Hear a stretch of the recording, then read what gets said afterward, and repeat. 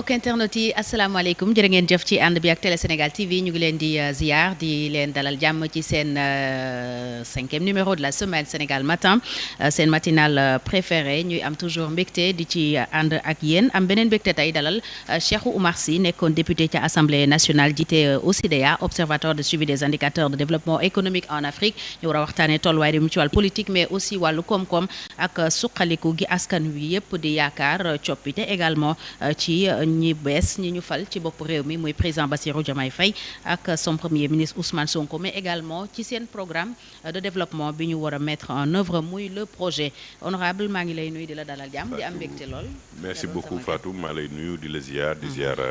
ñi nga xam ne tey ñu ñuy seetaan ñëpp ci Sénégal Matin ci àjjuma yi ñaan yàlla yàlla indi wàccee jàmm ci Sénégal. amiin yàlla may ñu tawféex si daraja Muhammad sallallahu alayhi wa sallam. Jérôme ñu ngi lay nuyu.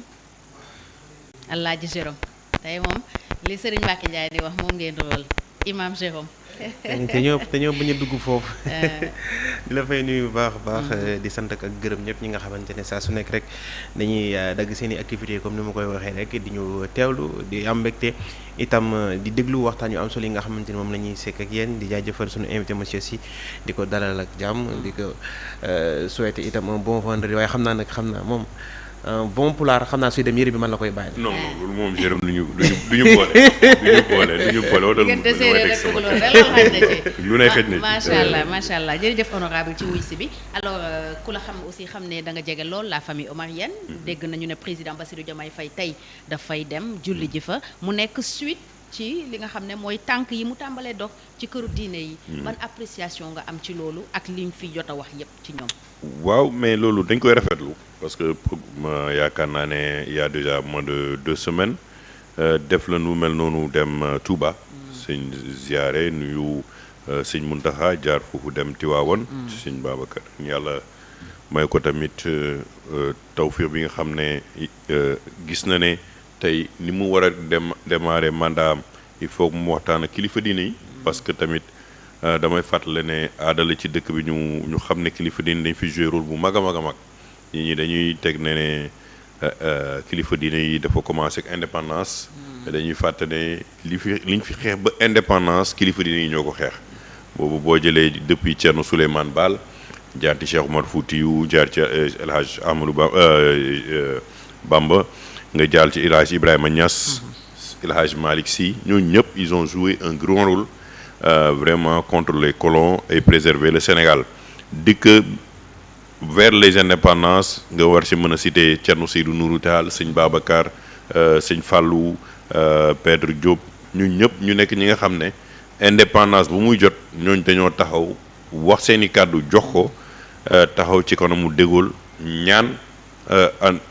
ci biir waxtaan bi na Sénégal am indépendance ci càmm damay fàttali ne Sénégal bu muy am indépendance amu ko ci xeex ci waxtaan la ko amee ci discussion De Gaulle ñëw taxaw ne leen da ngeen soxla seen indépendance jël leen ko à partir de 1960 nag la politique yi jël réellement le pays commencé ko di gouverner mais avant 1960 bu ñu xoolee interaction bi c'était entre le colon et les marabouts ñoom ñoo constitué woon le corps de résistance bi nga xam ne tey moo tax ba colon yi jóge fii en 1960 donc tey bu le président Bassirou Diomaye Faye ñëwee ziar si la famille omarienne def lu rafet julli seeg ñoom jumaa ji damay fàttale ko jumaa ji tamit c'est une histoire Thierno Seydou foofu la njëkk dal ba mu wàccee Sénégal mais aussi fi mu tëdd Léopold Sédar Senghor moo ko jox ko famille omarienne donc loolu day wane tamit li nga xam ne tey mooy nu Sénégal tëddee entre les chrétiens et les musulmans donc loolu tamit dafa baax ñu koy fàttaliku donc bu ñëwee dañ koy gën a rafetlu mu xam ne mission bokk na tamit mu war a gën a moo waxtaan ak kilifa diine yi rassurer leen wan leen ne ci wàllum seen projet bi ñoom bi ñuy teg dafa am pàcc boo xam ne jagleel leen ko parce que Sénégal benn bopp la boo ci génne kilifa diine yi moom doo sori. dëgg la alors fan la ñu mën a natt tey implication famille omarienne ci ni réew mi doxee parce que xam nañu ne bëri na loo xam ne président wala benn kilifa ci réew mi ci wàllu politique en tout cas daf koy war a doxal di ci waxtaan ak kilifa yi gis nañu taxawaay bi ñu am ci année yu weesu mais tey nan nga ñu ci mënee jox peut-être une idée ndax xam nañu ne aussi ci boobu famille nga bokk. waaw mais xam nga la famille omarienne moom boo xoolee même déjà historiquement El Hadj Oumar Foutiyou Tall il a été une figure religieuse mais une figure aussi politique. parce que nag foog naa boo xoolee ci Sénégal il est l'une des rares personnalités bu ma ne à l'exception moom kese moo fi taxaw jàmmaarloo xeex ba traverser frontière ba dem Bandiagara. Son histoire yemul Sénégal, c'est dans toute la sous-région, dem au niveau continental, Égypte, dem na ba Syrie, dem na ba fu nekk. Donc c'est un homme multidimensionnel. Donc la politique ñun dañ ko dund ci Cheikh Oumar Foutiyou Tall ak jaar-jaaram ak héritage bi mu bàyyi. Thierno Seydou ñëw ànd ak El Hadj Malick, mais ñu bëri xam nañu lan moo doon rapport du Thierno Seydou Nourou avec Léopold Sédar Senghor. Et ça aussi, ça a joué beaucoup un rôle après les indépendances pour ñu mën a stabiliser réew mi ak waxtaan bu ñu doon waxtaan parce que damay fàttali ne benn jour wax naa ko que ba ñu demee ci sëñ Babacar ñu ne ko sëñ Babacar yéen ña ngeen fii ñu am candidat boo xam ne jullit la ñu am candidat boo xam ne chrétien la ngeen jàppale chrétien bàyyi jullit bi mu leen mais yéen faloo leen ma imaamu jàkk kon am na compétence yi am na mën-mën bi doomu Sénégal la c'est là où la vraie identité sénégalaise est née loolu moo tax ñu am jàmm ji nga xam ne tey doo xàmmee chrétien doo xàmmee jullit bu nekkulee da nga nekk étranger ci dëkk bi loolu dafa am lu mu tabax lu rëy jóge ci Thierno Seydou Thierno Mountaga moom nga xam ne jarbaatu Thierno Seydou nu la woon il a joué un grand rôle à côté de Abdou Diouf. Je rappelle que Thierno Mountaga a été vraiment kenn ku joué un rôle important dans l'apaisement entre le conflit entre le Sénégal et la Mauritanie ñu bëri nañ koy fàtte mais ba mu amee conflit Sénégal moom Mauritanie Thierno Mountaga a été l'un des principaux alliés du président Abdou Diouf à ce moment pour trouver des solutions d'apaisement. Thierno Madani aussi a joué ce rôle-là le khalife actuel muy Thierno Bachir ñu ngi koy ñaan yàlla mu wërgu yaramam mu nekk fi sax dafa nekk ci ginnaaw dëkk bi ci tànk yooyu la ñuy dox parce que Macky ñëw na fii ñoom itamit nañu def ak yeneen présidents yi ànd nañu moom gunge ko won ko yoon ne ko xamal ko ne Sénégal bi ñëpp a ko bokk ñi nga war a doxalee ba mu ñëw tey bu Diomaye ñëwee mu nekk un très jeune président parce que Abdou Diouf avait 46 ans ba muy accéder au pouvoir moom mu am 44 ans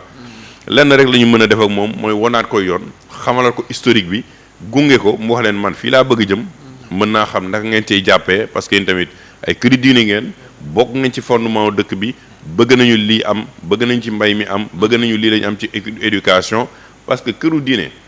njaboote na PDS njaboote na PS njaboote na Pastef njaboote na APR kilifa diine ñëpp la ñu njaboote moo tax yenn saa yi bu ñu leen diine lii xew na ci Sénégal waxuñu dañuy fàtte ne ni ñooñu mënuñu jóg rek di wax ci kaw dañuy wax ci suuf parce que njaboot gi dafa yaatu donc bu ñu ñëwee tey waxtaan ak moom mu def visite bi dañ koy tatagal déglu ko te conseils yi ñuy am tamit won ko tamit ne tey aujourd'hui ci wàllum li ngay def njabootu li nga xam ne tey ñoom it waa Fuuta am na lu ñu la mën a jàppale ci mbay mi parce que pour Podor il y a plus de 140 000 hectares yoo xam ne tey dans le cadre de la sécurité alimentaire il faut que le président de la République war ci mën def programme il y a beaucoup de demandes d'infrastructures qui sont tey aujourd'hui boo demee Podor amul sax benn usine de transformation ñu koy wax gis ngeen soble bi di yàqu hangar amul de conservation loolu tey boo bëggee def sécurité alimentaire te Anambé bi ak Fuuta bi sécuriser woo ko pour xool population yi fa nekk naka la ñu produire yaakaar naa ne doo mën a am yoon pour wàññi les denrées de première nécessité parce que denrées yi ñuy wax dinañ ci ñëw après mais la production bi ñu indi on perd plus de 40% de la production agricole loolu tamit am na lu ñu ci pàcc ndox baa ngi foofu ci Podor am na ay possibilités Matam nga wàcc ba Waalo Richard Toll yooyu yëpp c'est des potentialités énormes de création d'emploi de sécurité alimentaire mais de sécurité économique loo xam ne bokkul dara ak pétrole ak gaz bi ñuy coow loolu li muy indi sax moo nar a ëpp li nga xam ne tey mooy pétrole ak gaz bi. te mooy gën a stable également. Jérôme. bon juste moom fi mu tàmbalee peut-être quand même magnifier bu baax a baax initiative boobu nga xamante ne le président Bassirou Diomaye Faye jël na ko te man je pense que même ñi nga xamante dañ naan jéem a def pression wala di ko naan jugal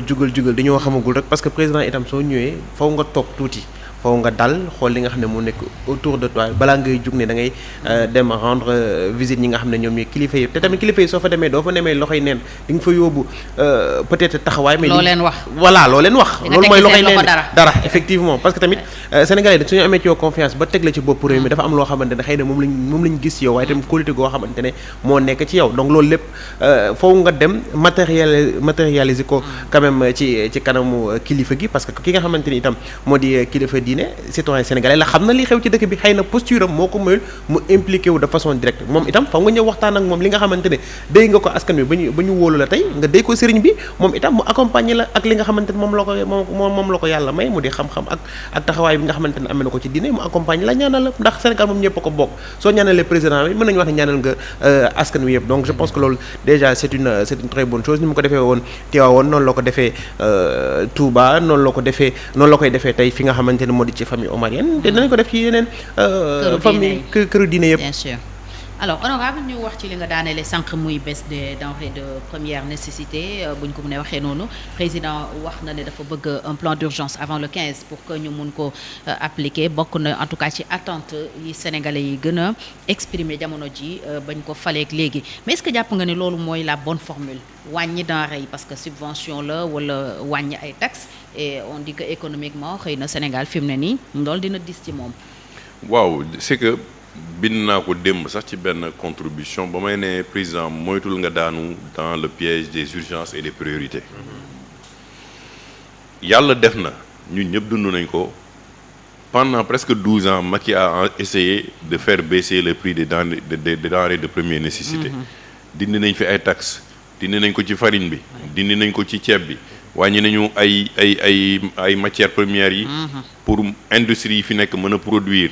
xool nañu tey mesures yu ñuy jël ak boutiquiers yi ak lu bëri lu ñu xam ne tey jël nañ ko mais ba tey denrées yi toll na fa parce que li ci ëpp extérieur lay jógee nañu waxtaan wax dëgg ca la yow si tu es un pays parmi les 30 pays les plus pauvres du monde tu n'as pas d'influence réelle sur les commodités au niveau international fi ñuy fixer prix yi ba nga ne non Sénégal suñu dëkk il faut ngeen fixer prix bi ngeen dimbali ngeen wàññi ko parce que suñu population non le marché ne fonctionne pas comme ça c'est la demande l'offre et la demande blé bi jóge nañ fii gis Macky Sall dem ba Russie pour waxtaan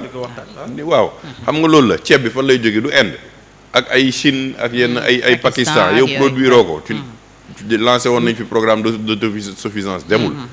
nga jéem yeneen i nga jéem ko ci yeneen i pàcc ça veut dire que yow yaa ngi am aussi une économie qui est tellement extravertie tellement informelle l'État n'a pas beaucoup de levier aujourd'hui Diomaye li mu hérité ci Macky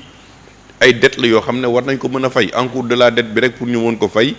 amuñu marge de manœuvre bu bëri ak li nga xam ne tey mooy FMI Banque mondiale pour mën a lebu yenn lebu yi je crois que wax naa ko il faut pas faire fausse route c'est un jeune gouvernement quand je dis jeune mu ngi moom en tant que président il a 44 ans Ousmane Sonko en tant que premier ministre il est jeune aussi on a le même âge 50 ans mais on n'a pas besoin de nous presser Sénégal lu mu soxla tey mooy ànd ak dal wax naa ko démb bul nekk benn Mercedes su McLaren ne da ngay démarrer 200 kilomètres à l'heure pour mujj ci mur bi. du course de vitesse course de defal nekkal Caterpillar nga jàmbarloog sénégalais nag nga waxtaan ak ñoom dëgg. nga leen nous allons travailler sur un quart de siècle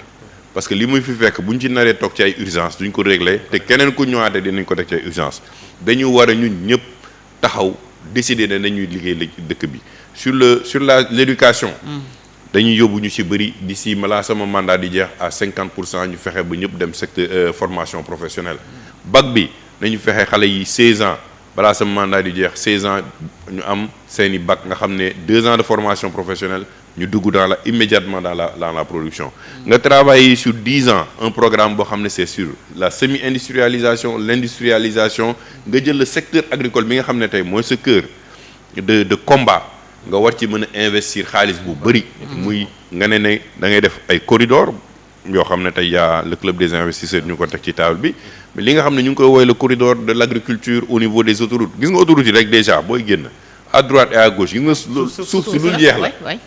c'est plus que 128 kilomètres mais imaginez si 128 kilomètres le nombre de serres yi nga fa mën a def ak le nombre de mini zones agricoles yi nga fa mën a def ba pare avec des mini centrales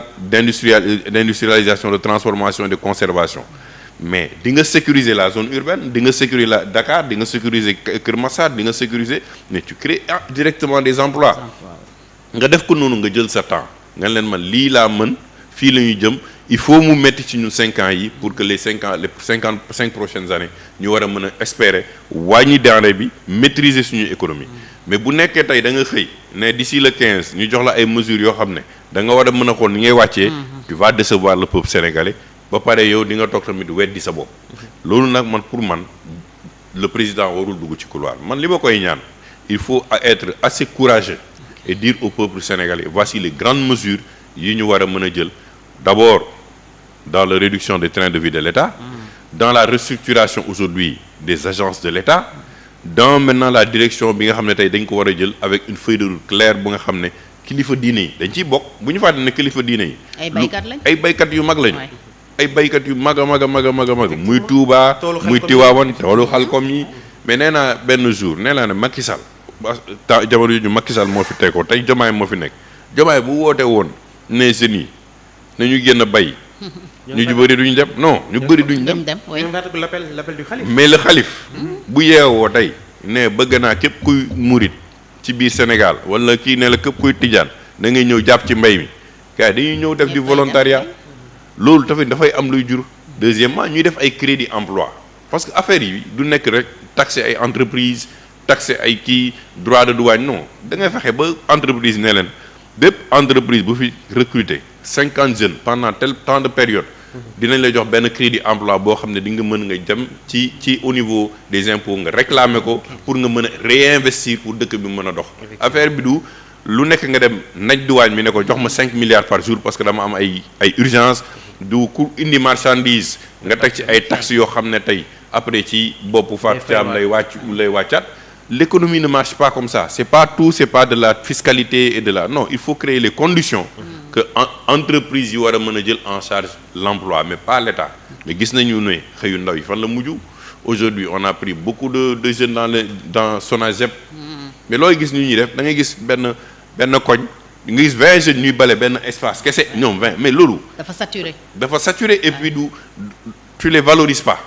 donc da nga leen di wutal ay métiers yu leen di mën a valoriser il y a énormément de terre il y a énormément la wax naa la ko sànq Podor c'est 140 000 hectares Anambé lu fa am ci suuf du jeex donc il faut créer les conditions ne leen man dama am vision boo xam ne dans 25 ans on aura des jeunes qui sont compétitifs dans une économie qui sera compétitive des jeunes qui seront très bien formés l'État qui sera très bien structuré et la société mu gën a cohérent suñu biir amul looy yàkkamti Ablaye Wade il a accédé au pouvoir à 74 ans moom bu fi defee benn programme boo xam ne dans 20 ans il aura combien il aura 64 ans donc 10 ans de moins que Ablaye Wade lu muy yëgoon ci pouvoir ak génération bi ko votel ak ñi ànd ak moom ak ñoom Ousmane Sonko ak ñeneen ñëpp ak ñun ñi bu ñu dundee ñu ne alhamdulilah on a joué notre rôle jarul ñuy yàkkamti parce que urgence fekk na fi Léopold Sédar Senghor dem priorité fekk na fi Abdou Diouf bàyyi na ko fi dem Ablaye Wade ñaari fekk nañ fi bàyyi nañu dem Macky def na lu mu mën bàyyi ñu fi ay bor bàyyi na fi dem te urgence yi ba tey ñu ngi fi donc il faut avec dal ak tey qu'on prenne le courage nangu nag sonn nangu mu metti benn yoon comme ça ñun ñu mën a jublu ci leneen Jérôme déjà moom fi mu ko dooree daf ma neex parce que man ci ni ma doon xalaatee mooy que président même pas au président man comme je l'ai dit le président actuellement il faut un peu l'épargner pour man c'est au premier ministre ci déclaration de politique générale am su demee assemblée nationale li mu wax ni mu profité ko waxale ko sénégalais parce que mais def nañu fausse route déjà parce que quand le président commence par dire plan d'urgence avant le 15 pour la baisse des denrées xam nga loolu gis-gis la parce que sénégalais comme ni ko loolu waxee ne ngay dañoo yàqamti sénégalais ñoo yàqamti te ñoom tamit waruñu verser ci loolu parce que su nekk suñu dañuy topp sénégalais ci seen bëgg-bëgg rek ils ne réaliseront absolument rien te président Macky Sall looloo ko daloon dafa bëggoon fecc coûte que coûte vaille que vaille li nga xam ne moom la Sénégal yi réclamé te lu mu ko mën a jural yeneen la koy jural yeneen ni tolof la koy jural parce que tey loo wàññi fii nii tey fukki dërëm suba day yokkuwaat 60 francs maanaam au lieu nga wàññi day gën di yokk marché bi voilà donc pour ni mu ko waxee noonu pour man président premier ministre Ousmane Sonko suy def déclaration de politique générale am ci loolu profité wax sénégalais ne actuellement les résultats yi nga xamante ni moom la sénégalais war a mën a escompter ci yorin beeg wàññi dund gi nu nekk loo xamante ne day nekk daar ci at mi ñu jëm wala ci wéeru ñu jëm foog itam ñu régler déjà problème yi nga xamante ne moo ngi fi yoo xam ne ñoo gën a urgence tamit dund gi parce que déjà yoo ngi wax ne jeunes yi amuñu emploi loolu tamit urgence la parce que tey soo wàññee dund gi te nit ki amul lu mu dundee à quoi ça sert. Donc loolu itam ci priorité la bokk na ci priorité itam ñu régler problème yi nga xamante ne mooy problème wutum xaalis parce que Sénégal gafa gi dafa yolom amuñu xaalis boo xamante ne tey moom la ñuy mën a assurer dund Sénégalais en 100% parce que ñoo nga xam ne le Sénégal ne vit que d'impôts suñu yokkee impôts yi dund gi du wàññeeku suñu wàññee impôts yi itam après dañuy amat problème parce que Sénégal du am xaalis dañuy dem lebi donc ça veut dire que lépp décision boo xam ne ñoom ni ñu ko jël ci wàll boobu après day dalal seen kaw donc pour man l'importance déjà c'est que moom ñoom ñu wax Sénégalais li nga xam ne moo fi nekk ñu bañ a verser ci ne dañuy wàññi dund gi coûte que coûte wàññi dund gi xëy na dina ñëw mais d'abord foog mécanisme yi nga xam ne moo war a accompagner loolu nu mën a dal laata ñuy àgg ci fi nga xamante ne moo di wàññi tege su ma ñëwee ci deuxième action yi mu wax mais effectivement c'est ça moom côté nord bi la wax mais côté sud bi itam looloo fi am côté bassin arachier bi looloo fi am te Sénégal dañoo établir noo xamante ne pour def agriculture dafa maas dafa yomb ndax soo demee côté nord bi dañuy bay ceeb suukar fa lañ koy bayee dañuy bay soble dañ koy bay soo ñëwee dans le centre du Baol et du Kayor fii la dugub ak mboq ñebbe ak gerte fekk baax céréales yi fa la fekk baax soo demee dans le sud noonu itam fruitières yeeg ceeb et tout ça donc actuellement nag mën nañ créer déjà des pôles agricoles yoo xamante ne voilà 3 pôles agricoles yoo xamante ne ñoom suñ ci defee investissement bi war def formation bi parce que tamit mën nga investir mais jeunes yi suñu amul formation ça ne sert absolument à rien moo tax li ma la wax nii ministère Serigne Gueye Diop il a du travail à faire Mabouba Niagne am na travail à faire Njekk Sare itam am na travail ci ñoom ñoo ils ont parce que ñoom ne franche bi ñu yor dafa important dañoo am jeunesse yor emploi ak formation donc loolu lépp dafa nekk loo xamante ne jamono ji c'est indispensable pour économie dox réew mën a dox sans pour autant jeunes yi am déjà emploi am formation bu baax ba mën a matérialiser xam-xam bi nga xam ne am nañ ko ci seen production. ok alors honorable su ma la déggee kon au lieu que ñuy dem ci ay baisse comme ni ko ñeneen ñi doon defee dañu war a dem vers la transformation structurelle de l'économie est-ce que kon bu fekkee nii lañ ko nar a tàmbalee nar a continuer noonu les chances du projet de réussite du projet ne sont pas compromises est-ce que projet bi tey mu jur li ñëpp di xaar. nekkul peut-être loo xam ne ci la jëm wala mun na ci jëm. bon parce que lépp ci départ bi la ci li ma dégg ci premier ministre Ousmane Sonko wax projet bi dina juddu dans 6 mois wala. la kañ la wax en 2025. en 2025 donc projet bi ñun ñi sax xamaguñu projet bi. lan la ñoragul ba maanaam ñoragul donc on l'a entendu on l'a vendu aux Sénégalais. mais nee nañu 2025 lay nit ñi di gis projet bi dëgg-dëgg. ça se comprend parce que léegi la ñu soog a egg ci au pouvoir. tu vois des réalités yoo xam ne boo nekkee opposition. lu la neex nga wax lu la neex nga sànni. mais tu te rends compte d'une chose boo eggee au pouvoir d'abord le Sénégal lu ma wax sànq c'est un petit pays de 18 millions d'habitants. 18 millions d'habitants ça fait la ville de Kinshasa. 18 millions d'habitants c'est une province en Turquie. donc da ngay xam sa bopp xam say moyens dégg naa ñu bari ñuy coow. Sénégal am na pétrole am na gaz am na lii coow li bëri na ci loolu mais c'est pas des ressources extraordinaires moo taxoon ñoom Senghor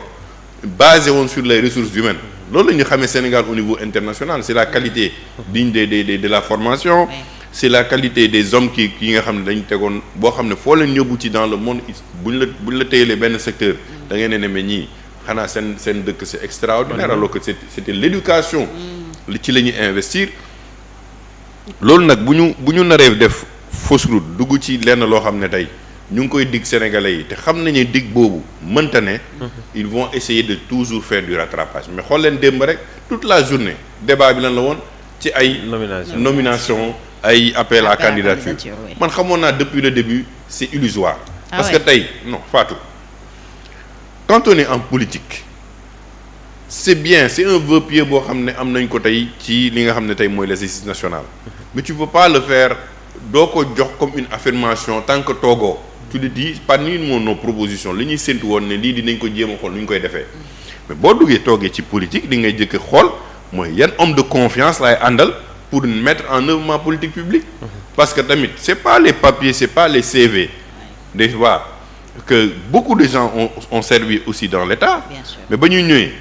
ay secteur privé la ñuy jógee ay kàngam la ñu woon ci seen domaines yi ba ñu nekk au niveau international mais ils ont buté à des réalités des politiques publiques politique publique mooy lan la ngay yeewoo du moom ngay yendoo du moom ngay fanaane c'est ça dafay am ay réalités nga yeewu ñun la béykat yi am nañu problème fële ci Mbadakhoune looy def kooku binduñu ko fenn xam nga ñi ñuy ne seen CV yi baax na c'est de grands hommes yoo xam ne def nañu seen mais bu ñu fàtte boo duggee Banque mondiale wala nga dem liggéeyee FMI wala nga dem liggéeyee n'importe quelle grande institution au niveau international booy dugg dañ lay ne nii ngay liggéeyee am na ay cahier de charge am na déjà un document bu lay won ne yow résultat yi la ñu soxla ci yow donc dafay am benn feuille de route bu clair état doxewul noonu état day ñëw teg plan d'action dem ba ci yàgg affaire bi am benn crise am benn lii nga gérer ko tant que tu as pas cette flexibilité politique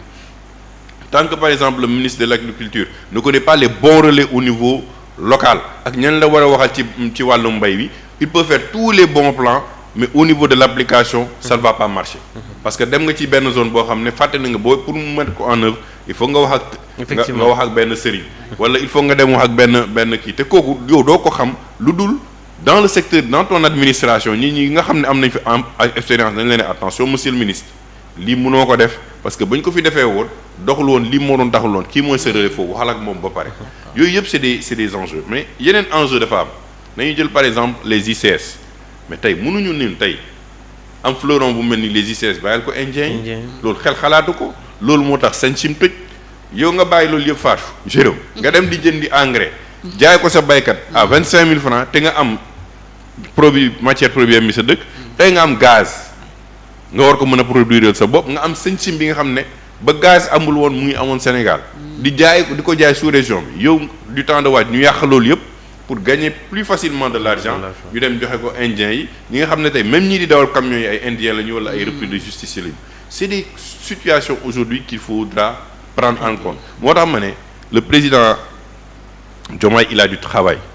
mais bu mu koy yàkkamti bu mu xool ne 2029 dafa am élection na xool que moom il n'a pas une obligation de résultat il a une obligation de structuration de notre économie et de notre société. dafa ñëw pour jubbanti booba loolu dina méngoog li mu wax. dama ñëw pour jubbanti kuy jubbanti nag te nga yoree as tuut xale bu ndaw doo yàkkamti di nga xaar boo ko jubbanti di ko jàngal maturité am kañ lay jot bu amee 18 ans wala 20 ans donc c'est dans cette perspective là la ñu war a inscrire le projet quand le premier ministre Ousmane Sonko a fait la déclaration c'est carrément dire un aveu à tous les Sénégalais dara ñoragu fi. may leen ñu nekk 6 mois ñu ngi soog a gis réalité yi ñu ngi soog a commencé waxtaan ak bailleurs de fonds yi dem nañ fa laaj leen ñu ngi ñëw di def fii ay mission toog nañ fii ba ñuy wax avant dans l'opposition du ñu liggéey ak FMI du ñu liggéey ak Banque mondiale am nañu suñu moyens yi dinañu dem fii le monde a ses réalités et ses règles ñoo la ëpp xaalis ñoo la ëpp moyen technologie munoo ne ñii jox leen ma seen technologie dañ leen ne boo jëlaale suñu technologie da ngay jëlaale suñu entreprise ñu ànd liggéey transfert de compétence yow nga dem nga liggéey ci loi yooyu nga ne toute entreprise qui vient au Sénégal il faut que 30% bi dans tous les domaines que les Sénégalais y participent et le secteur privé nga teg les mécanismes nga xool tey avec toute la structuration loolu nga mën ci wax loolu tamit c'est vraiment un enjeu énorme mais man dafa am leen lu ma soxal Jérôme te dañ koy fàtte c'est la poste vous savez la poste a fait la poste de la France xam nga ñaata la def ci chiffre d'affaires en 2022-2023 11 milliards d'euros waxuma 11 milliards de francs CFA de 11 milliards d'euros à peu près 7 000 milliards de francs CFA de chiffre d'affaires c'est la même chose en Suisse c'est la même chose en Belgique mais la Poste tey doit jouer un rôle clé metti na dans les 3 ans mën nañu redresser la Poste dañuy am volonté bi dañuy am feuille de route bi liggéey naa ci en tant que président de l'observatoire barki démb rek maa ngi ci doon liggéeyaat Jérôme boo jëlee salaire u député yi nga jël salaire u les élus locaux qui font 547 communes nga ne ñooñu seeni salaire wala seen indemnité poste lay jaar tu sais sur 5 ans ñaata la c'est plus de 30 milliards nga ne tey aujourd'hui yeneen ñi nga xam ne tey ñu ngi ci biir administration bi ñoom itamit na seen indemnité ji jaar foofu au bas moo 50 milliards de flux financiers dugg na foofu waxaguma la nag tey les élèves et les étudiants bépp élève ak étudiant waxuma egguma ci bourse bi sax boo duggee sixième rek poste war na la mën a may benn puce ñu jox ko ligne téléphonique may la ubbil la benn compte postal lépp looy def ci transaction en tant qu'élève ba ngay nekk étudiant ba ngay génn bu nekkee fidéliser nañ ko mais naturellement boo màggee mën nañ la jox benn crédit foncier nga dem tabaxi au lieu moom day wàññi aussi la spéculation foncière boo paree nga jël xaalis boobu nga mën ko téyel sa bopp yow en tant que état muy nekk benn mécanisme de rétention des ressources mu bañ la rëcc lu tax tey amuñu Amazon wala Alibaba ñuy liggéey ak ñoom parce que ñooñu il faut ñu am un circuit de distribution et de livraison boo xam ne poste rek moo ko mën a fii am Sénégal ils ont 330 points loolu tamit nga structuré ko mais France Allemagne ak yeneen dëkk yi ba États-Unis poste day joxe assurance ça veut dire que tous les biens de l'État tey la poste peut les assurer et y compris la clientèle mais am na beneen manne financière bu ñuy fàtte l'État peut prendre aujourd'hui une loi ne toutes les ambassades qui sont ici au Sénégal du ma nangu seen xaalis c'est des frais de visa mais frais de visa yooyu da ngeen di ubbi compte ci biir poste postal bi ça si tu le fais par an tu mets dans tes comptes au moins 9 milliards 1 milliard de kii c'est-à-dire que sur 5 ans l'État peut récupérer au moins en termes de flux financiers entre 5 à 10 milliards ci li nga xam ne tey mooy frais de visa mais au-delà de ko mu récupérer dina mën a retracer ñaata ñooy dugg ñaata visa la ñuy joxe ñañ ñoo ko joxe ban état moo ko joxe pour mu mën a xool exactement fan la immigration bi gën a ëppee ak fan la diaspora bi gën a ëppee. et ça facilite le recensement parce que sénégalais yi nekk bitim réew tey pour nga recenser leen c'est tout un problème donc gis nga li ma la wax da ngay non seulement tu les recenses mais tu leur offres des services à travers la poste problème mu loyer bi waxoon naa ko avec la CDC qui peut s'allier avec la poste parce que la CDC du Maroc joue un rôle important sur l'économie marocaine et y compris la CDC de France mais la CDC va s'allier ne la léegi yow Jérôme mooy sama bailleur man maay locataire lan moo ñuy boole au premier c'est la caution locative mais bu ñëwee nga ne ko léegi caution bi bàyyi ko demal déposer ko poste bi defal la kayit ngeen am contentieux faatu xëy ñaanuma ko yàlla liggéeyam amatul liggéey mais poste bi nee na ko 2 mois yi di ñëw yow en tant que bailleur mën naa la ko assurer bu nekkee génn na tamit mën naa la jox crédit bi nga xam ne mën nga dem ci tel quincaillerie ñu ñëwaat retapel la parce que constaté nañu ne locataire ça fait une économie circulaire et endogène mais ça régule et ça permet aux gens de ne pas spéculer sur le loyer mais Jérôme bu ma génnee kër Jérôme ñoom ne ma du ma delloo sama caution parce que buntu bi dafa mais c'est consommer la porte parce que pendant l'année yi mu fa nekk li ma doon fay c'était pas pour me maintenir le kër gi mu set c'était pour consommer quelque chose donc yooyu tamit dafay am yoo xam ne tey je pense que le plus grand défi aujourd'hui du président Diomaye Faye et du premier ministre Ousmane Sonko c'est de faire de la poste un levier économique très puissant pour contrôler mais est-ce que jàppoo ne pour ñu bañ genre pour loolu noonu ñu mën caa àgg il faut aussi que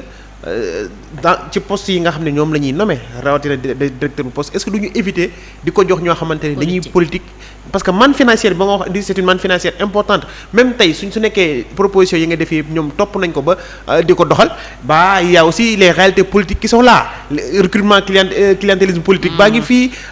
gars yi ni ñuy jëlee xaalis bi di ko politiquer di ci def leneen loo xam ne boo ko ca loolu itam réalité la loo xamante ne ci réew mi la nekk. poste bi kañ la commencé daanu. bañ ko joxe ay politique. bañ ko joxee ay politique en 2000 avec Wade pire avec Siré Dia.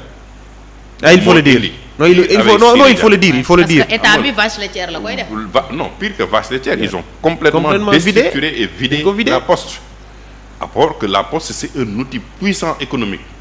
aujourd'hui ni mu ko waxee. tey boo ko joxoon Cheikh Oumar laajuma état benn salaire dara ne ma restructurer ma la poste am na directeur bu fi ñëw je te dis. Si Ousmane Sonko le premier ministre et le président Bassirou Diomaye Faye décident que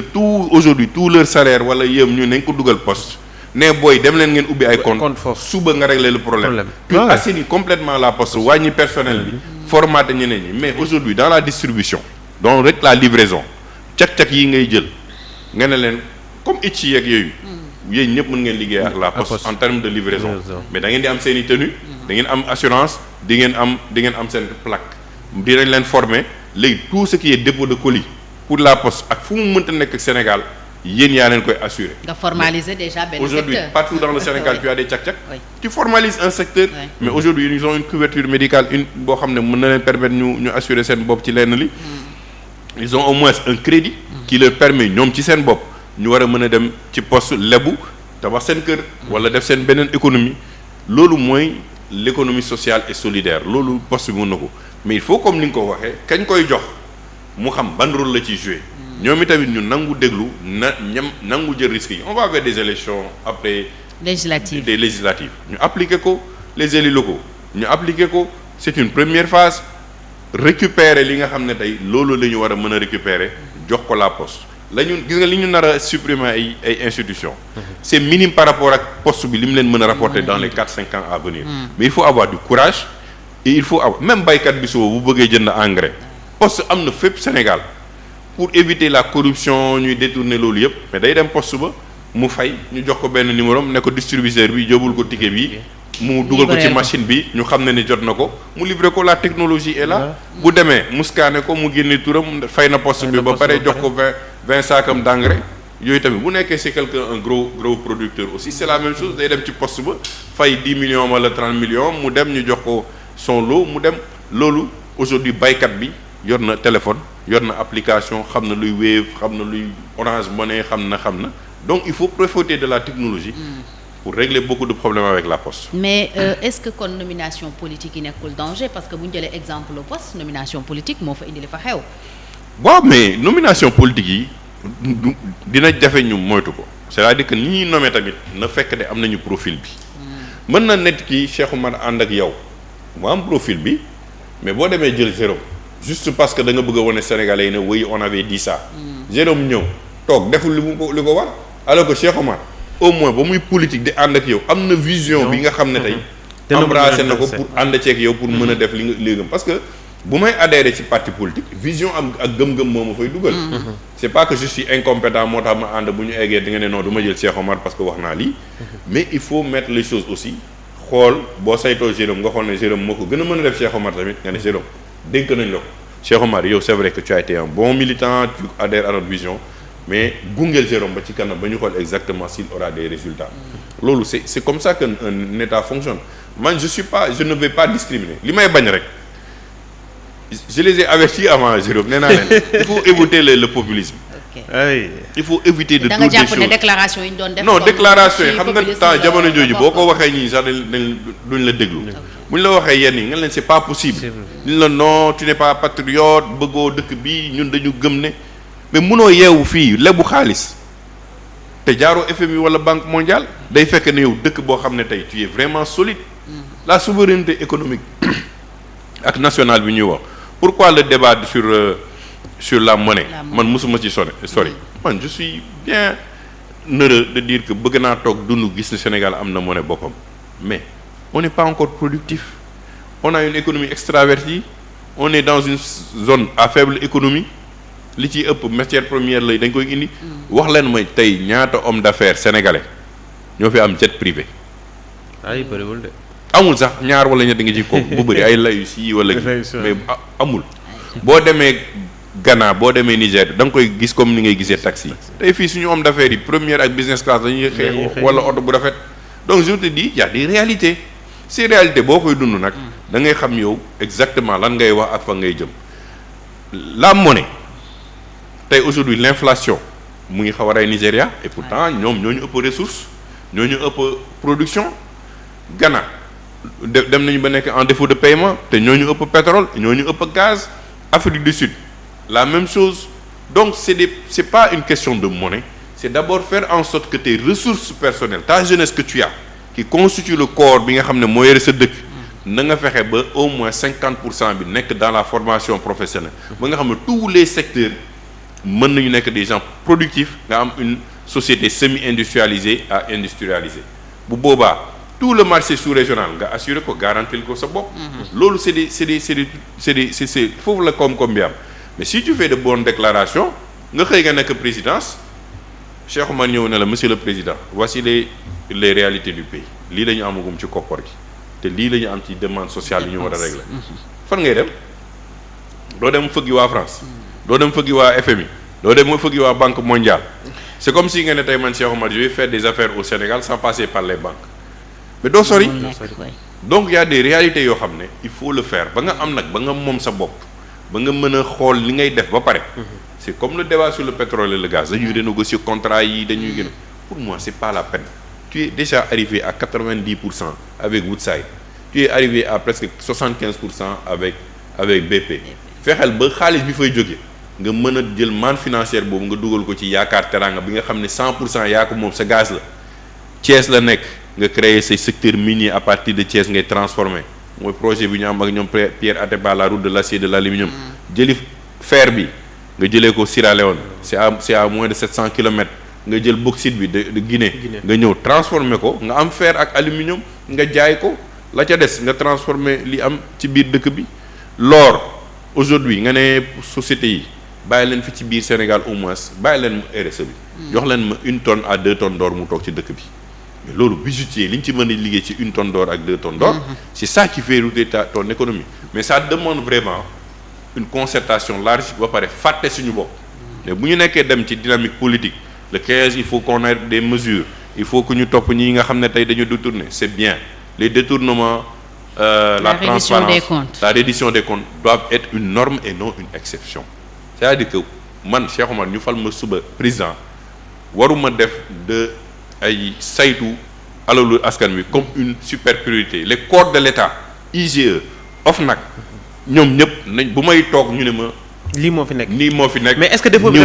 bi commencé wuloon ba ki nga xamante ne moo fi nekkoon loolu nangu ko woon def li nga xamante ne moo di liggéey corps de contrôle donc c'est tout un travail bi nga xamante ne ñoom defoon nañ ko te waroon am finition waroon am aboutissement président bi fi nekkoon bugg ko woon donc ñoom su ñëwee itam foog mal boobu nga xamante ne fekk nañ ko fi foog ñu régler ko ba balaa ñoo avancer. moom laa la wax xam nga noo koy régler mais ça fait perdre du temps. moom xam na laa lay nanga nga koy régler wool waa corps IGE wool OFNAC wool les corps de contrôle ne leen def leen seen liggéey nga renforcer seen pouvoir yow président jëlu ngay wax ku ñu bu nekkee Cheikh Oumar luubal na président du ci wax dara. ñu bañ ko politiser dañ koy ñëw woo ko këram ne ko lii rapport bi génnee na lii coow jëru muy wax bu amee yenn scandale yi de toute façon le rôle de la presse c'est pour ça yow président bi doo leen gis yenn dossiers yi aux États-Unis en France ou yenn dëkk yi politique yi di ci wax parce que la justice joue son rôle da lay ne nit yóbbu la teg la loolu la président Diomaye Faye war a régler ak le kii mi nga xam ne tey képp ku luubal alalu dëkk bi suba même bu fi jógee le corps de contrôle c'est-à-dire que la justice est même au-dessus du président de la République nga ñëw mais xoolal Donald Trump lu muy dund tey ci biir États-Unis xoolal tey Nicolas Sarkozy lu muy dund ci biir France la justice doit être au-dessous de tout le monde mais pas un outil d'audace parce que boo ko defee la première chose bi Cheikh Oumar di def nay ne temps yi gars yi dañu nekk ci ay contrôle dañuy wut ku sàcc ak ku sàccu bu ma fi jëndee oto dañu yaakaar damaa sàcc waaye ma teg sama xaalis téye ko kii ne la man damaa naroon indi ay conteneur bu ma naree wàccee conteneur dañuy teg ne damaa am xaalis bàyyi ma teg conteneur yi ba ci kanam kii ne la saa waay non da ngaa bëggoon investir ci jënd immeuble bi tabax ko gars yi dañu nee ne yow da nga ko bëgg ci mbëri da ngaa sàcc kon affaire yi ça crée une psychose et cette psychose là dans un moment où tu cherches de l'argent le bailleur au niveau international bu ñu ko nee non attendez ils sont en train de faire les audits et le contrôle pour l'instant il ne faut pas injecter boo ko injecté wul d'ici 6 mois état bi fan lay amee xaalis. da ngay freiner sa économie. da ngay freiner sa économie donne tous les outils nécessaires au corps de contrôle ñu def seen liggéey avec les journalistes ku sàcc journalistes yi mën nañ laa feeñal ku journalistes yi mën nañ cee wax yow état joue ton rôle régulateur création d'emploi rassurer les partenaires et kii nga topp sa feuille de route. ok honorable alors léegi soo nattee les premiers pas du président Bassirou Diomaye Faye ak équipe am ils viennent de faire 3 semaines diggante nomination yi annonce yi ak yooyu lan ngay jàpp nous sommes toujours dans la politique politicienne wala am na rupture comme ni ñu ko waxee woon. bon dans le choix de gouvernement déjà c'est bien parce que gis nañu ay bopp yoo xam ne bokkuñu passé bokkuñu fenn c'est bien mais bu ñu fàtte Abdoulaye Wade defoon na ko Macky defoon na ko au début après ça a changé rapidement parce que des réalités les ont rattrapés ils sont encore dans l'apprentissage de l'État c'est la première fois que Bassirou occupe une fonction le président aussi haute c'est-à-dire d'aller de ta stature d'être d'un inspecteur aux impôts et domaines directement à chef de l'État où tu supervises toute une nation de 18 millions nga war a xëy gérer seen éducation seen santé seen Cheikh Omar bu ñëwee lu ñu wax le matin balaa moo ndékki sax amul le président de la République ça c'est un problème nga ñëw le premier ministre il a été député c'est vrai il a été maire mais même sa gestion de mairie jotu ci sori parce que les actes politiques ak xeexam contre Macky Sall indi na ba tey il n'a aucun bilan à Ziguinchor mais aujourd'hui il n'a pas été ministre et il se réveille il est premier ministre il coordonne tout un gouvernement et ça aussi c'est une nouveauté pour lui quelle que soit la volonté loo jàngul mënoo ko tere il faut nga jàng donc il leur faut un temps pour se mettre pour que la machine puisse être en marche. Deuxièmement, tu as aussi des gens qui ont peut-être dans le gouvernement qui ont des philosophies différentes par rapport à la marche du pays. Le groupe de Pastef ñi mu nekk ñoom seen philosophie lii la woon. Mais c'est pas forcément la philosophie de Abdourahmane Sarr. C'est pas forcément la philosophie de Abdourahmane Diouf. C'est pas forcément la philosophie de Mabouba Diagne. Donc yooyu tamit ça demandera des réglages. Face à tout ça là nawet baa ngi ñëw. Tabaski baa ngi ñëw. Ouverture des classes baa ngi ñëw. Tu as une assemblée nationale que tu ne contrôles pas. Donc c'est autant d'équations. bu nga xam ne Bassirou au moins je salue une chose qui est très importante c'est un président de la République dal foo ma ko gis ma xool ko ma xam ne dafa dal et c'est quelqu'un qui est dans une posture d'écoute. Oui. Et c'est important. Parce que posture d'écoute moo lay indil nga bañ a def ay erreurs moom laa doon wax nga nekk caterpillar bulldozer. Au moins tu es à 50 kilomètres à l'heure moo gën nga nekk 200 kilomètres nga mbëkku caterpillar bi romb la jëlee la fa teg la à côté continuer def chemin. Donc ils sont devant eux un défi énorme tey loolu yëpp boo ko jëlee en 3 semaines c'est très peu pour les juges. Il faut aussi être vraiment juste. C'est munoo fi wax waxu rupture totale munoo fi wax waxu politique politicienne parce que à part 2 conseils des ministres lan moo fi am ak nomination yi mujj. Il y a pas encore grand chose boo xam ne mën nañ ko teg ci loxo sénégalais yoo xam ne mën na justifier nga mën leen juger. léegi yow ban action nga jàpp ne jamono ji moom ci la ñu war a dooree. ba politique bi nga xamante ne moom la ñu bëgg a insuffler Sénégal tegu ci yoon woowu noonu danañ ko mën. La première foog naa li njëkk c'est un man foog naa dëkk 2 piliers ñoo ko yoragum l'éducation et la santé. ñaar yooyu wér-gu-yaram tant que nit ko mu ngi am mën na dem jàngi mën a def. et orienter maintenant une vraie politique. Pour que suñu système éducatif bi ñu reprendre ko mu méngoo ak li ñu bëgg mais entre-temps les moyens nécessaires yi nga soxla fi mu mën a gën a mën a am impact mooy ci mbay bi agriculture élevage pêche mooy li muy utiliser ci plus de 1 million de personnes directes et indirectes loolu mooy indi lu bëri ça ces 3 là il faut nga war ci mën a am benn au moins dynamique d'injecter entre 1000 à 1500 milliards pour moom mu mën a nga mën a joxe benn souffle pour mu mën a dox. Le deuxième problème que tu auras à gérer et c'est immédiat c'est le secteur informel naka la ngay jëlee ci maanu secteur informel boobu pour war ko mën a dugalaat tuuti ci sa budget war leen jàppale ñoom itamit ñu gis seen bopp ci économie bi c'est pas que le secteur n'a pas d'argent ils ont beaucoup d'argent qui n'est pas formel c'est pas organisé qui n'est pas organisé loolu tamit il faut nga mën a am accompagnement booy ànd ak moom ak booy naxante ak ñoom leneen bi mooy naka ngay fexe ba 1300 milliards u diaspora bi au moins nga capté ci benn 10 à 20%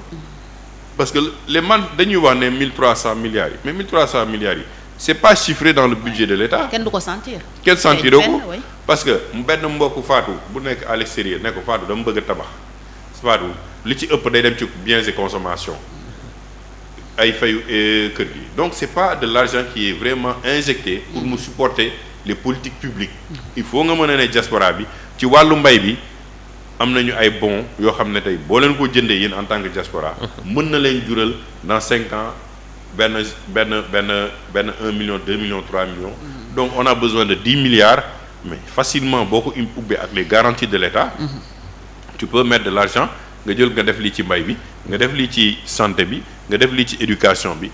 xale yi nekk surtout la formation professionnelle. Oui. Ça la formation professionnelle. Effectivement. Tant qu'on règle pas mais tey boo toogee tuuti c'est pas de leur faute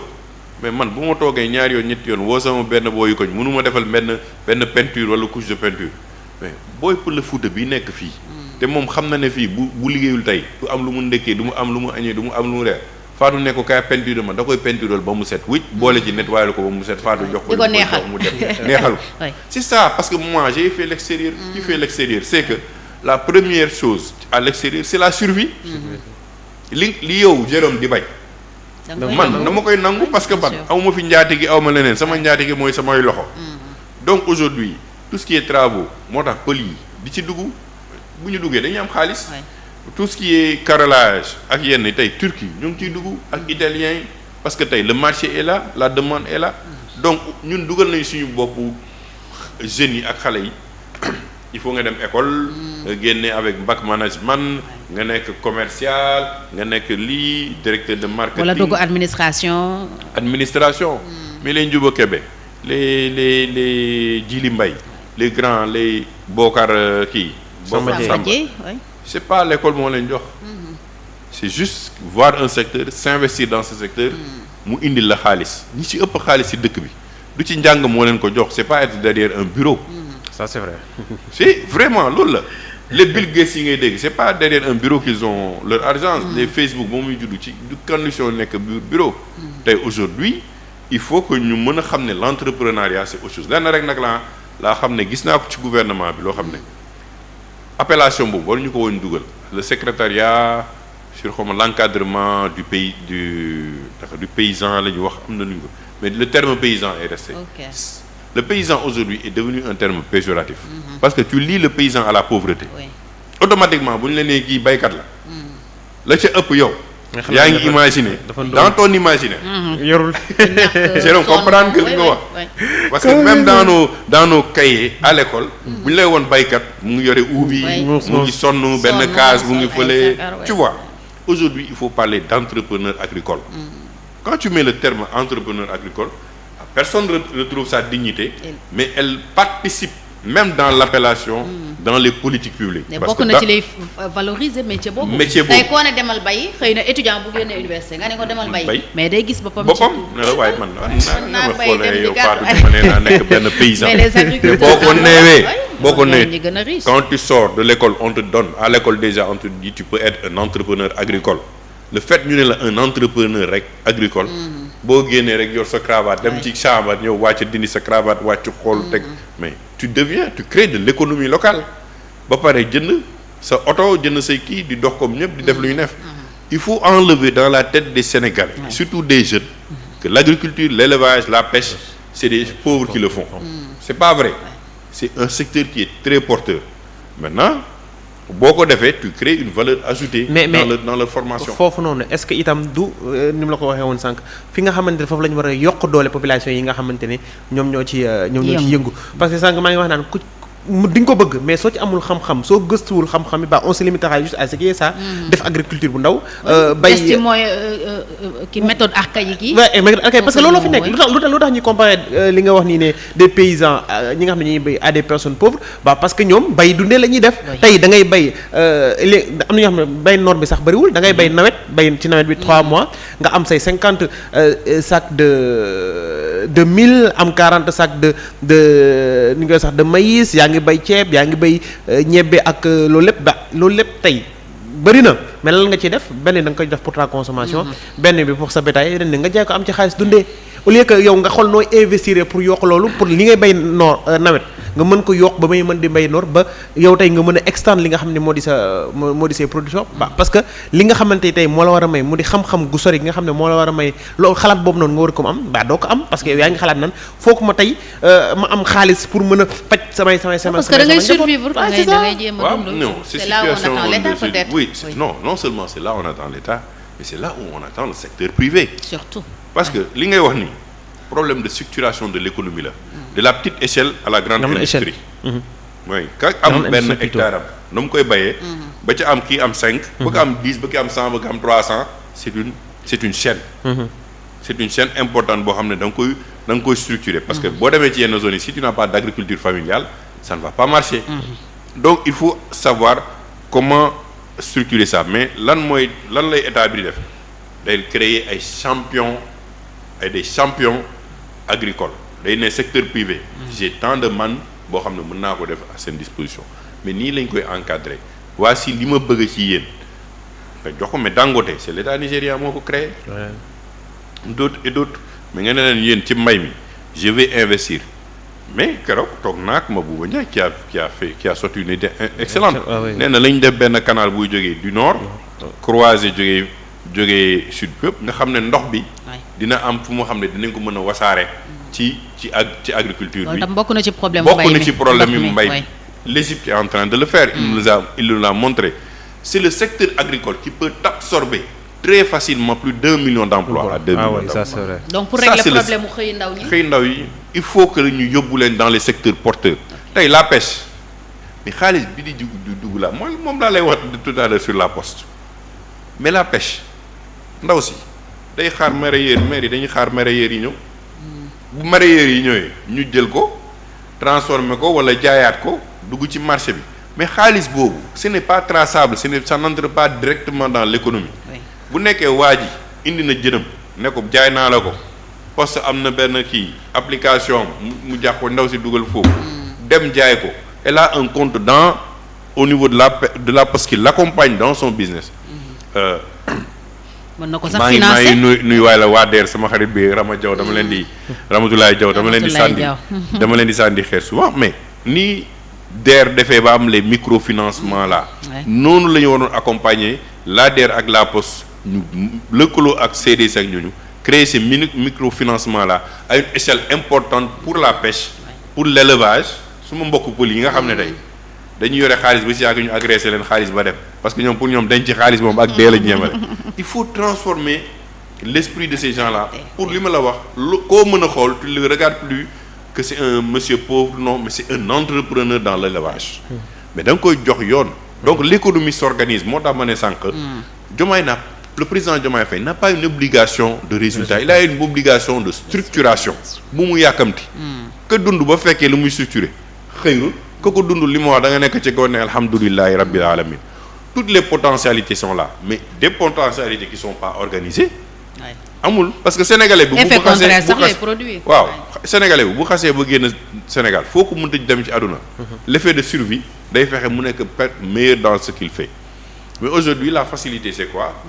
grand man mënuma liggéey jëndal ma benn cak-cak après cak-cak yi y a autant de problèmes mais déjà loolu itam li ma doon wax sànq est-ce que du manque de formation bi ak orientation mooy indi loolu parce que su demee bay bëgg a verser ci li nga xam ne moo mën a yomb ça veut dire que ñoom amuñu ki nga xamante ni moo war a mën a orienter seen xalaat bul ne comme ni nga ko wax sànq ni leen agriculture yi mën na la lijjantil 1 million d'emplois est-ce que du foofu itam la ñu war a gën a soññaat ndaw ñi ñu bañ a ñu bàyyi li nga xamante ne dafa yomb parce que quoi qu'on puisse secteur dafa am xaalis moi j'en sais que chaque année bien sûr. Jérôme est-ce que yorul tool sax mu koy parce que tey non parce que tey man je vis ça tous les jours muy Dakar muy Thiès donc tey tu fais une course à 2000 francs dans la journée mën nga ci am 4 ou 5 c'est 10 000 francs le jour soo jëndee essence 2000 francs tu as 8 000 francs 8 000 francs la journée fois 10 ça fait 80 000 francs 10 jours soo calculer le mois c'est un salaire honorable ici au Sénégal te doo sonn doo am yenn coono yaram yi doo bokk ak baykat bi nga xamante ne moo ngi ca tool ba est-ce que du foofu tamit la ñu war a gën a soppiwaat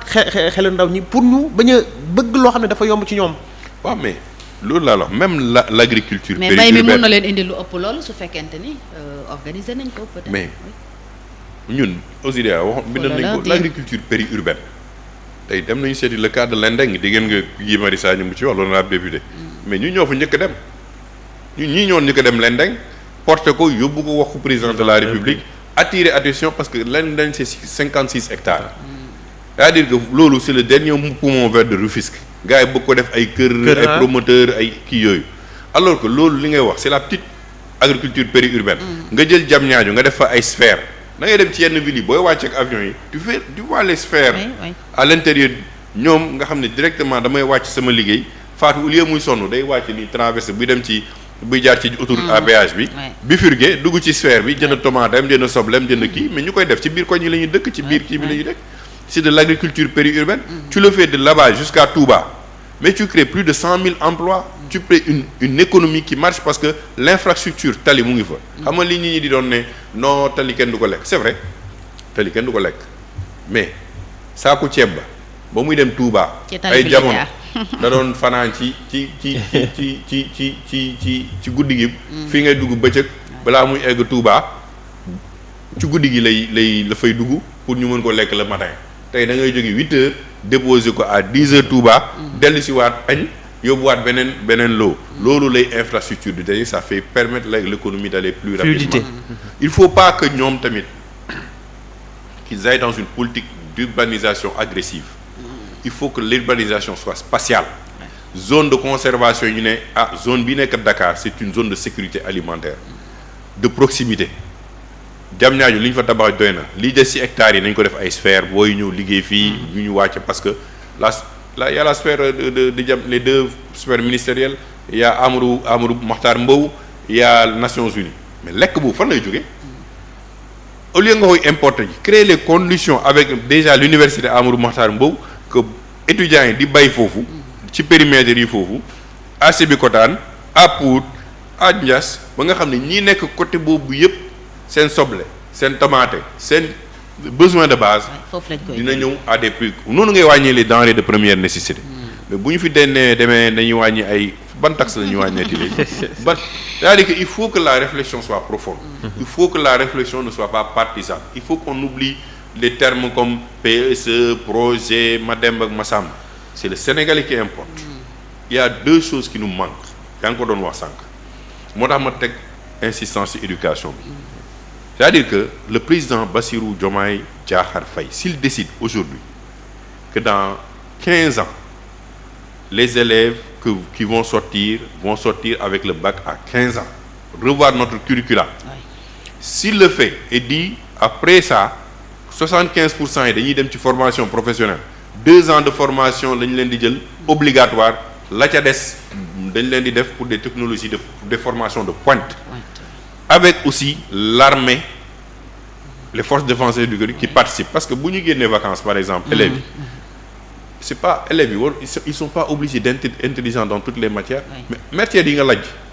demal faire du volontariat avec les forces de défense et sécurité 3 mois après ñu defal la benn lettre ne la Cheikh Oumar ñëw na en tant qu'élève def na fi 3 mois on l'a bien kii crédit boobu ñu dugal ko ci jàngam mais bu génnee à 15 ans il est opérationnel à 18 ans il peut se prendre en charge et ça te réduit la charge universitaire bi nga xam ne tey tu as 100 000 étudiants tu investis sur 1000 étudiants problème bourse année bu jot voilà ak ay problème mu bourse yu année du jeex c'est-à-dire ci boobu nag dafa am ñetti pàcc yoo xam ne dañ koy fàtte loo xam ne ñun dañ ko raté la discipline surtout l'organisation et la citoyenneté ñun dañuy jaawale citoyenneté ak liberté d'expression c'est deux choses diamétralement opposées citoyen mooy xam sa àq ak sa yelleef ci sa biir dëkk di ko def liberté d'expression mooy ma am loo xam ne war naa ko war a mën a wax liberté bi ma koy waxee Fadou Thiam Jérôme mën ma déglu mais tamit naa koy teg ci yar ak teggin yooyu il faut buñ ko régler à la base ñu jàngal xale bi discipline xam nga Jérôme bu wàccee comme man la mel ci buntu kër gi lay sànni dàll bi ay mbubu bi noo ko xamee loo ko ne ko ci buntu saal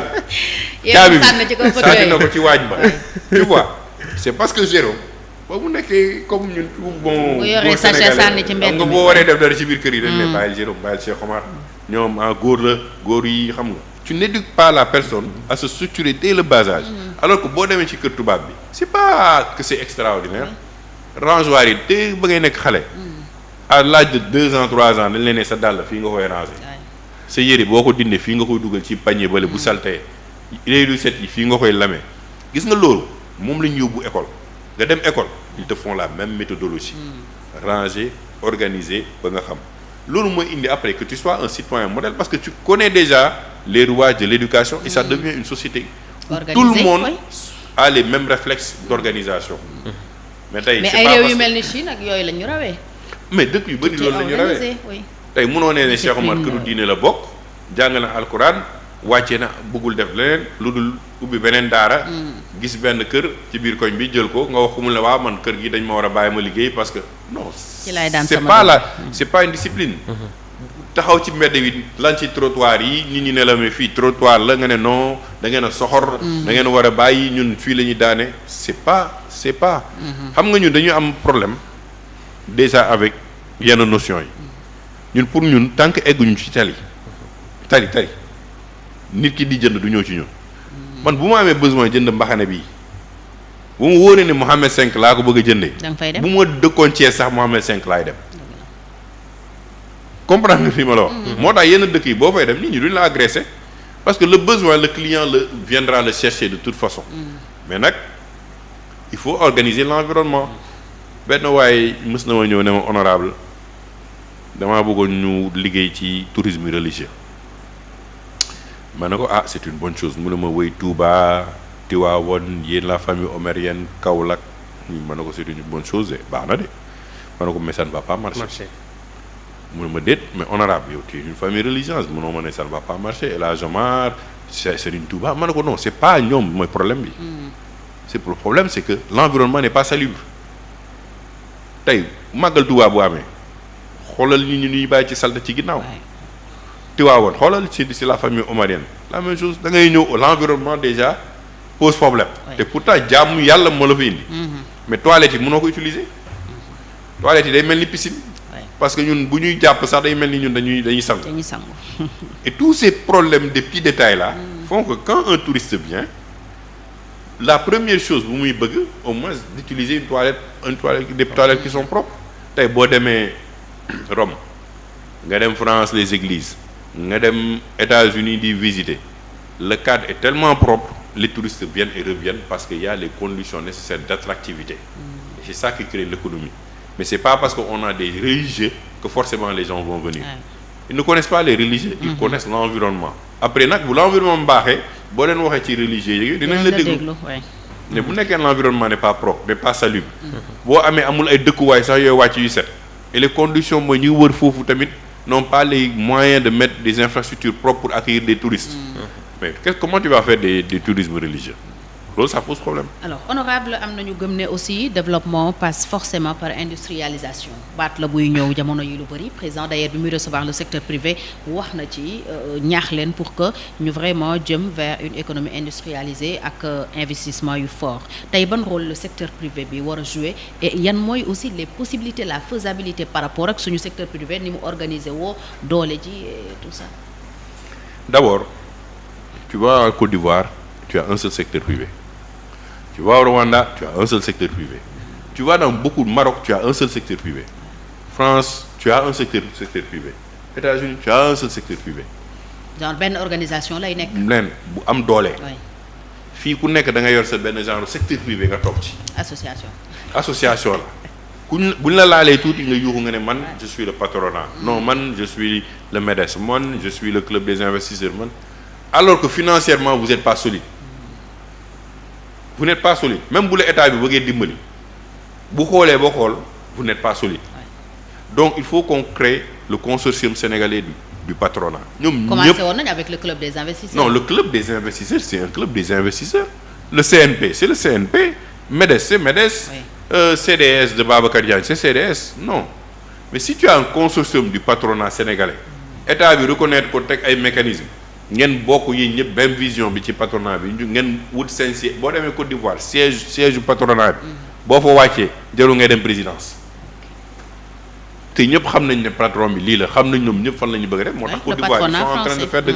de grandes avancées donc bu nekkee tey président wax na industrialisation ban secteur privé la koy waxal boo bàyyee diw mer après ñu ñëw nga nekk ci combat de détail yooyu alors que le secteur privé moo waroon njëkk organiser boppam ne on est un secteur privé uni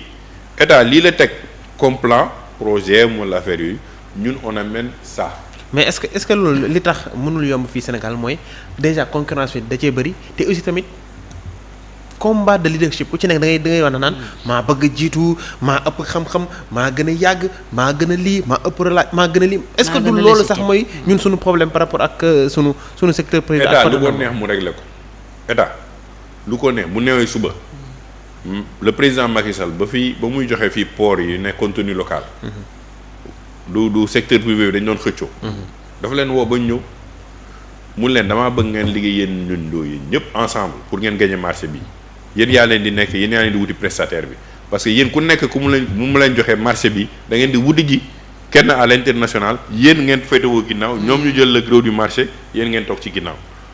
donc il faut que déjà ñoom ñu nangu moo tax man la il faut qu'il y ait le consortium du patronat sénégalais état bi nee na consortium bi laa mën a accompagner fexe leen ba yéen seen biir ngeen trouver les mécanismes de travail ensemble je vous donne même un siège si vous voulez ma dimbali leen ngeen tabax ko mais yéen en tant que patronat lii la et voici le cahier de charge du patronat ñu xam ne yéen yaa leen di patronat déclaré ñi xam nañ leen wii la am na ñoo xam ne dañu ne patronat lañu amuñu sax benn entreprise wala ñaar créé ñu dara. Deuxièmement les patrons qui sont là depuis les indépendances aujourd'hui ils ont le prix de faire en tant que président nañu am yërmande ak vraiment générosité créer des jeunes entrepreneurs qui sont solides qui vont être des fleurons de l'économie. mais yow depuis indépendance yow yaa patronat te économie bi doxul. apporté woo ci dara. y a problème. depuis depuis 98 laa amoon xaw ma ñaata 16 ans xaw ma ba may kii ca la ma dem ba soog defoon la fameuse kii ak waa Sénégal aujourd'hui ba léegi moom ngay gis ñu koy recevoir Mody Guiro c'est un doyen que je respecte beaucoup mais il faut aussi que le syndicat s'adapte à la jeunesse que le patronat s'adapte à la jeunesse parce que tey l'intelligence artificielle boo nawee dem toog ko ci wax ci ñenn ci patronat yi duñ ko xam même les nouvelles technologies am na ñu bëri xamuñu ko et c'est ça qui fait marcher le monde et c'est ça qui fait marcher le monde donc il faut que le président de la République qui a 44 ans ne leen samay mag ngeen alternance générationnelle mais je veux aussi que vous me créez au moins 1000 jeunes qui sont des patrons forts 1000 jeunes yooyu ku nekk war nga mën a am benn 100 millions lu mu tuuti boo yor c'est comme ça qu'on crée un secteur économique dynamique fort bu boobaa l'industrialisation dina ñëw mooy li ma njëkk a wax ci éducation ngay commencer l'industrialisation c'est la formation professionnelle l'investissement lourd et semi-lourd bu luuree état bi joxe ak génération en faveur des Sénégalais accompagner leen ñu dëgg dans le secteur de l'industrialisation la semi-industrialisation ñu indi ko ba pare nag ñu organiser ko parce que am na ay outils yu bëri yu existé tey yoo xam ne tey avant amuñu ko woon à travers la technologie il y a des petits panneaux solaires yoo xam ne tey des sociétés comme Huawei mën nañ la ko tegal ci dans les zones les plus reculées nga am accès au téléphone amoo ko woon avant ndox bi tu peux faire fonctionner des pompes au solaire gasoil la woon nit ñi amuñu xaalisu gasoil sama mbokk Fuuta ñu ngi noonu si mbokk Bawol yi lu tax ñu ñuul naaj baa ngi leen di bëgg a rey la même chose au Fouta loolu c'est des ressources importantes loolu mais panneau solaire boo teg ci benn zone tu crées au moins 3 à 4 emplois parce qu'il faut que ñu entretenir donc c'est comme ça que les outils là de développement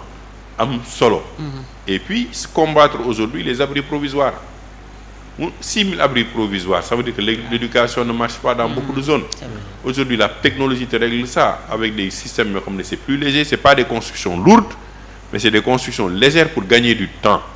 ñun lu ñu suñu problème mooy on veut faire des choses yoo xam ne pour qui ne marche plus l'État ne peut plus même fonctionner comme une administration l'État doit fonctionner comme du management ce management là mooy dem ci industrialisation c'est ce management là mooy dem ci éducation c'est ce management là qui va dans la santé ba ñëpp nag mën a am feuille de route comme li ma wax dans 25 ans ñi fi nekkoon génération bi xoolaat ne on a posé les jalons de l'industrialisation et du développement du Sénégal. De la structuration surtout alors honorable ñu wax léegi nag ci wàllu politique nekkoon nga député ci Assemblée nationale fan yi coow bi bëri na diggante peut-être motion de censure dissolution Assemblée nationale entre-temps peut-être beaucoup d'eau a coulé sous les ponts parce que gis nañu fi Benno Bokk Yaakaar mel na ñu dellu siwaat un peu ci seen posture radicale bi ñu amoon en tant que ancien député politique également ban scénario ngay xaar tey ci Assemblée nationale par rapport ak président Bassirou Diomaye Faye mi war a doxal te amul majorité à l'Assemblée nationale ak ni yëf yi topp. déjà maa ngi rafetlu ba mu wooy le président de l'Assemblée nationale pour wax ak moom ça c'est une bonne chose parce qu'ils n'ont pas de la majorité c'est pas la première fois Wade amu ko woon. mais te doxaloon na. mais la faute incombe au ministre de la formation professionnelle. porte-parole du gouvernement Sarré qui a outrepassé ses prérogatives. pour parler de l'Assemblée nationale ba pare dem ba di leen menacer ne voilà ça c'est pas son rôle parce que le débat ne se posait même pas jusqu'à ce moment où moom mu tudd loolu moom moo déggoo woon sax la nouvelle opposition bi ñu wax mooy Benno Bokk Yaakaar waxu motion de censure waxuñu ko woon sax moom moo indi débat bi sur la table quand la question lui a été posée mënoon na ne je pense pour l'instant le président de la République a discuté avec le président de l'Assemblée nationale nous allons travailler à ce que la déclaration de politique générale du premier ministre Ousmane Sonko se passe très bien à l'Assemblée nationale. Nous invitons la majorité actuelle à l'Assemblée nationale d'être favorable et à rester à l'écoute du gouvernement. Donc, il a été maladroit. Il a été maladroit dans sa sortie. Il faut le reconnaître. Maintenant, ce qui reste, la motion de censure, c'est une prérogative de l'Assemblée nationale. Mën na ko def, mën na ko bañ a def, mais moo ko moomal boppam. Mais Abdoul Mbaye def nañ ko ñun ñoo nekkoon député à ce moment-là Amadou Ba ba mu mujjee defuñu ko mais ñan ñoo nekkoon opposition bi ñi fi nekk léegi tey au pouvoir oui. te moom boobu mu ngi toog fraîchement nommé premier ministre def déclaration toogaat même quelque temps rek ñu woowaat ko def ko motion de censure tey aujourd'hui même bu nekkee benn fan la ñoom ñoo ko moomal seen bopp mën nañ ko def mais je pense que ñi ma xam bokk. ñi ma jot a liggéeyal assemblée nationale. les Abdou Mbow les. mais est-ce que ils sont assez responsables. pour ne pas aller dans ce sens. mais est-ce que risque bi du ne parce que li nga xamante ne jotoon na fay xew. mu échec moo tax bi la yoon gars yi am risque ne mën na jàll parce que majorité bi tamit ak ñi passé bokkul. waaw mais non attention lépp waxtaan la. c'est l'Assemblée nationale il y a toujours eu des mécanismes de discussion. le président bu ñëwee toog le président de l'Assemblée nationale bu ñëwee toog c'est parce qu'il représente presque la majorité de l'Assemblée bi mu yore. mën na ñëw toog waxtaan ak ñoom ne leen il faut éviter la motion de censure pour le gouvernement c'est pas bien parce que économiquement ça va freiner le pays parce que ñii ñu ngi soog a toog. du conséquences yi lii la ak lii la ak lii la mais c'est les députés aussi quoi qu'on dise ils sont responsables même si ils sont nouvellement dans l'opposition. mais si tu les provoques ba teg indi débat yoo xam ne mu indi ñaawoo seen diggante man bu ma nekkee Cheikh Omar nekk seen posture. oui damay introduire une motion de censure c'est pas mon problème. Mais PDS. li tax mu defoon tout ce qu'il a fait avec ba ñu egg fi ñu egg ay report des élections ay lii rek yooyu mais c'est parce que seen prérogative en tant que groupe parlementaire moo leen indi ñu yóbbu def li ñuy def yëpp. donc aujourd'hui bu nekkee PDS bu na ko defal boppam ba egg fi ñu egg ba heureusement élection yi def na. mais autant nii tey perte de pouvoir bi mën nañu toog day ñun tamit dañ koy def mais on fait appel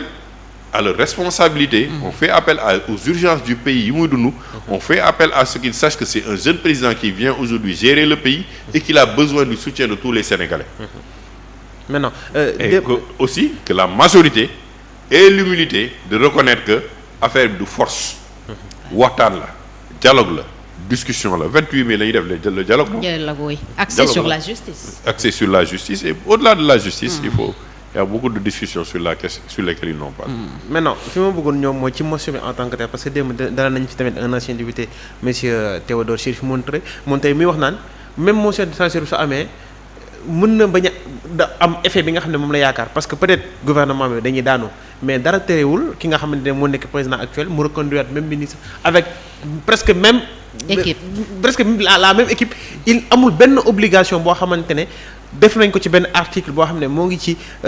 loi sénégalaise pour wax ne motion de censure amee forcément président dafa war a tabb benn ministre boo xam ne ci opposition bi lay jógee. non loolu lu mu wax dëgg la je le salue c'est quelqu'un qui maîtrise c'est mon ami Théodore c'est un grand député. mais dans ce cas à quoi sert la motion de censure alors. mais c'est un acte politique. Oui. Mais imagine que le premier ministre ñu koy seetaan partout dans le monde ngay wax ay bailleurs ak ñëpp même si c'est une journée ñu ne que le Parlement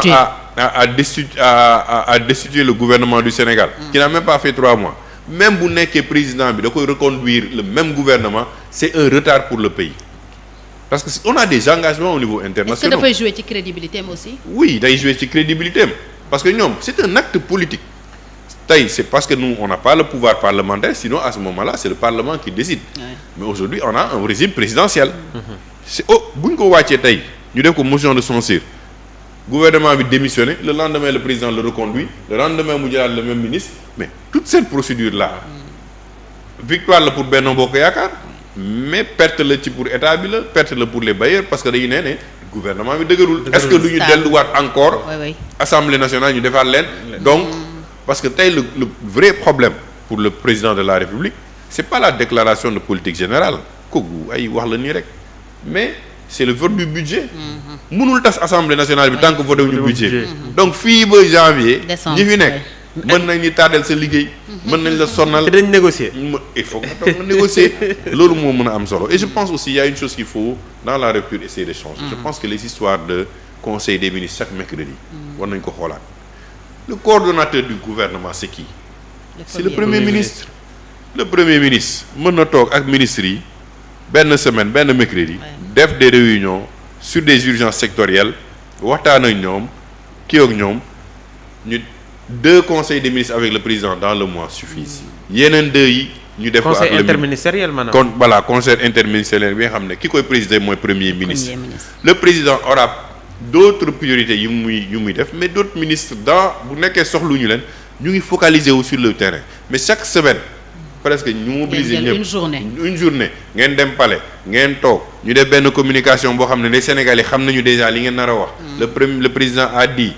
ensuite il a dit et ensuite le ministre qui a fait ça loolu depuis 1960 là ça a changé. tradition la quoi bu ñuy. tradition la topp rek mais amul njëriñ pour yow. ngeen woote. neel aujourd'hui comme ne nga da ngay renforcer les prérogatives du premier ministre ne ko yow yaay coordonnateur fexeel ba chaque semaine aujourd'hui comme li nga wax sànq formation professionnelle éducation ak enseignement supérieur faites-moi un conseil interministériel sur ça ce mercredi. Mercredi prochain bu ñu toogee faites-moi un rapport immédiat sur ce secteur-là la prochaine fois nga jël ministre du commerce de l'industrie de l'élevage de l'agriculture ngeen def seen conseil interministériel semaine comme ça le président a 2 conseils des ministres élargis dans le mois le reste il va vers ses priorités les plus importantes parce que benn mercredi bu mu jël yëpp mën na ci consacrer ci avancé ci tey li nga xam ne tey. mooy soxla sénégalais. surtout que tout est urgence ci réew mi alors nee nañu itam le fait que tey Benno mel nañu dellu ginnaaw c'est le président Macky Sall qui a joué alors mun nañu jàpp ne c'est le prolongement du dialogue entre président Macky Sall ak Ousmane Sonko est-ce que gis nga ko tey muy jouer rôle apaisé climat politique bi pour son successeur. ah mais il les a aidés loolu c'est évident. kooku moom ñëpp xam nañ ne. ah bon vraiment que Macky a été l'architecte plus ou moins de la victoire de Diomaye Sonko ça c'est mais non parce que xam nga tey il faudra peut-être écrire un livre sur ça de 2019 à 2024. Oui. Ça a été un combat âpre avec des morts des pertes de vie humaines matérielles et tout ça là nga toog ba à la dernière minute tu libères les prisonniers yi nga xam ne tey jël nañu waa terroriste la ñu wax nañu ku ne ñëpp à moins d'une semaine nga libérer leen les Sénégalais disent mais alors moo xew loolu ça reste quand même benn zone d'ombre boo xam ne nga toog même pas après musoo tudd sa candidat bi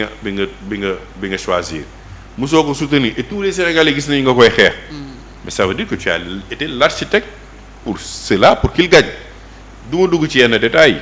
peut-être que un jour je vais écrire moi aussi mon livre croustillant pour xam wax ci li ma ci xam mais je pense que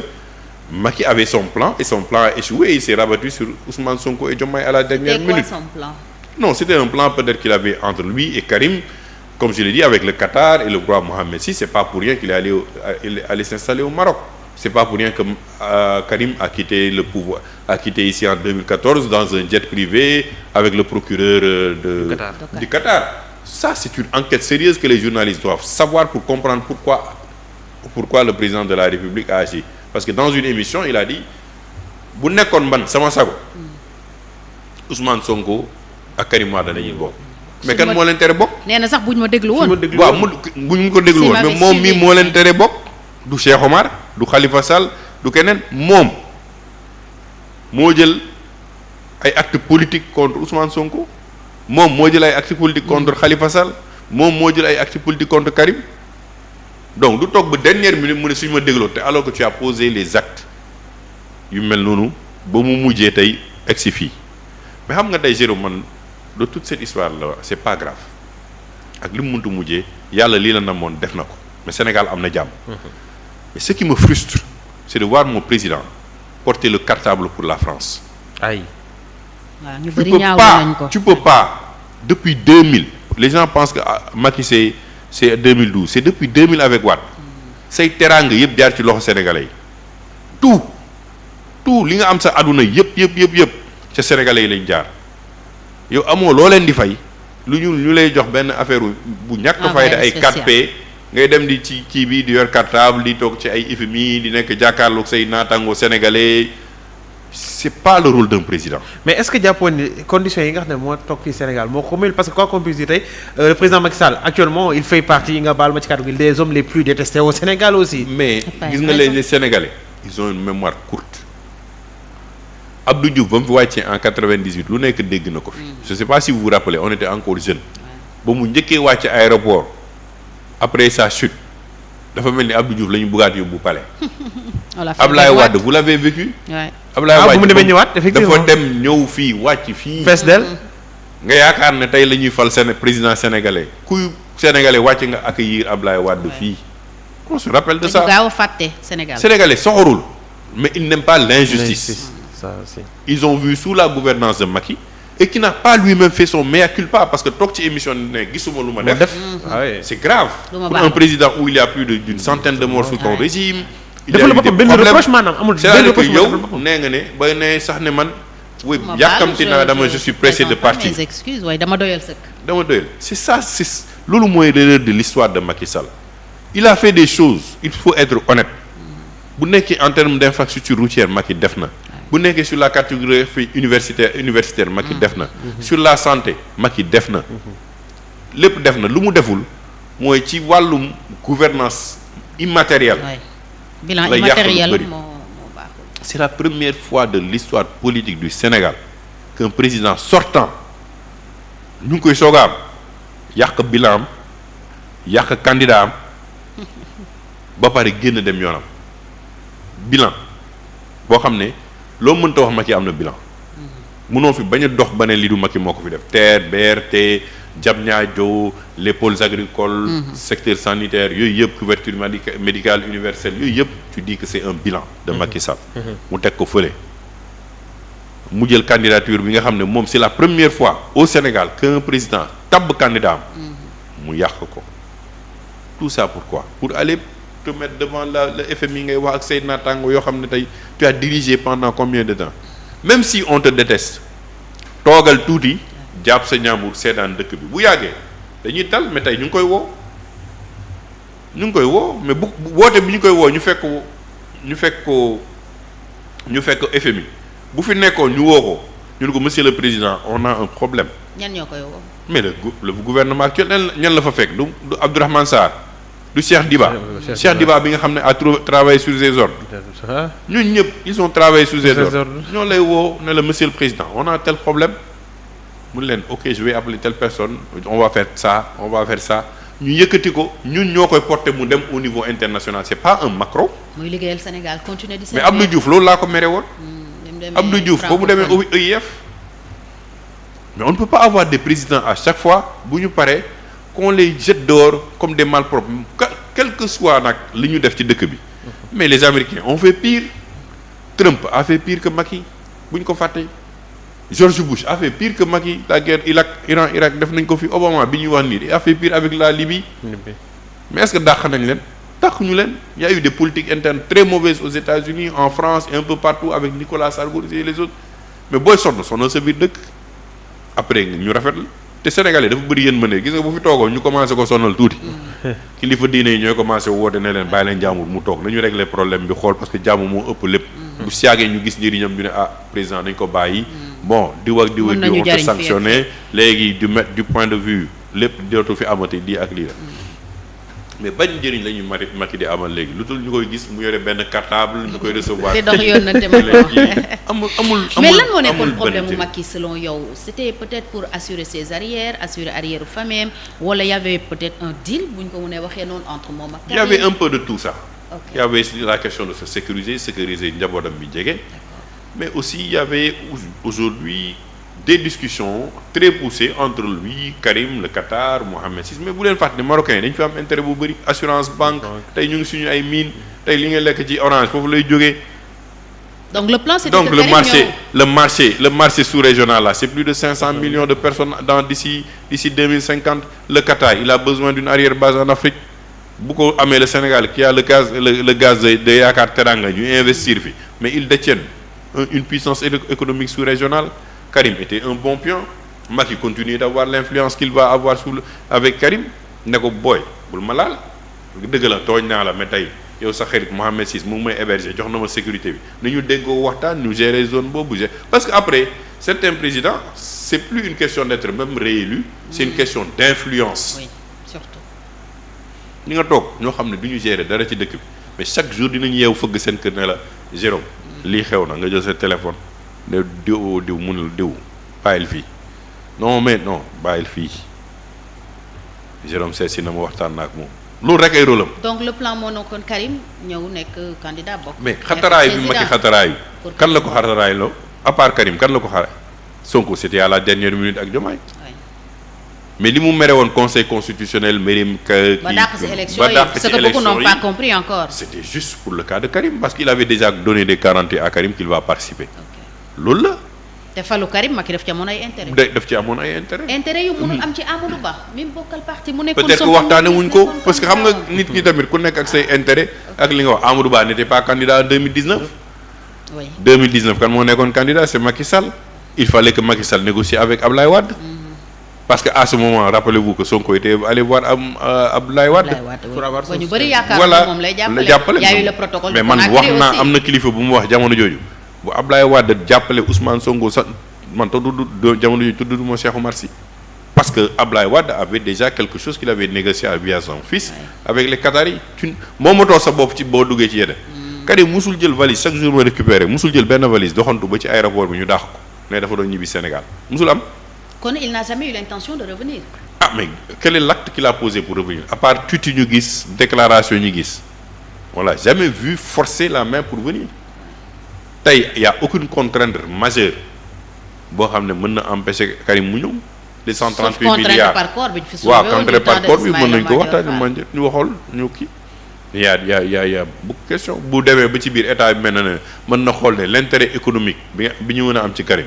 nañu teg 138 milliards yi fële mais à condition xaalis bi mu yor ak li mu yor ak li mu mën na ko indiwaat Sénégal les états déjà fonctionnent des fois par des intérêts. Qataris mën nañ ci jouer 138 milliards pour les Qataris c'est rien du tout. c'est 2 ou 3 projets à financer et te dis si on finance tel et tel projet tu laisses tomber le reste. Karim revient dans le jeu politique revient amène son expérience et relation yi mu am on joue ce qu'on joue mais Fatou on ne peut pas investir sur nos hommes politiques ba ñu am lu ñuy am tey chaque année Macky va nous coûter au moins 200 millions fan la koy lekkee Maroc wala France sérieux soyons sérieux posté naa ko benn jour ñu ne oui c'est la liberté de non dañu war a encadrer loolu ne le président de la République doit rester dans le pays. mais est-ce que parce que xam nga lan lay indi. même dans la question de la traçabilité et de la redevabilité. ça pose problème parce que président bu demee yoonam il nous laisse dans le vide. mais est-ce que loolu c'est pas pour éviter quand même que l'ombre de Macky Sall avec tout ce qu'il représente plane quand même sur le président actuel parce que su nekkee Macky toog na fii Macky quand même nekkul koo xamante ne day téye làmmiñam quoi qu'on puisse dire. président Macky Sall soo ko waxee aada lay wax ba tey président Bassirou Diomaye mën na génn wax dara Moustapha Sarré wax dara. benn journaliste su jógee fële wala benn presse internationale moom Macky Sall rek comme que moom il a l'art de parler mu wax loo xamante ne ah réew bi ñëwaat pëcc xoobeeg est-ce que du mu éloigné un peu. quand même tey ci la ko gën a mën. bu toogee Maroc waxoon la kan moo koy jàpp kan moo koy tere wax bu toogee demee France def fa déclaration bu yoxal si yàqal Sénégal kan moo ci mën dara. kenn mën ci dara moom. bu demee FMI ci biir mu waxtaan ak ñoom mu ne leen bloqué leen nii parce que ñii ay lii la ñu wala ñii lii la ñu wax wala ne dañuy génn souveraineté économique wala affaire yi kan moo ci mën dara. kenn mënu ci dara moom. kenn mënu ci dara pour moi c'est un faux débat. c'est un président de la République qui a demandé la voix des populations ñu votel ko il a géré. il a l'obligation le temps que ñuy saytu li mu fu def ci ginnaawam pendant ces 5 ans là de ne pas sortir du pays. bu ñu nee nag pas sortir mooy dem dëkk beneen dëkk voyager dem doxi ay soxlam. sañ na ko il a toute la liberté.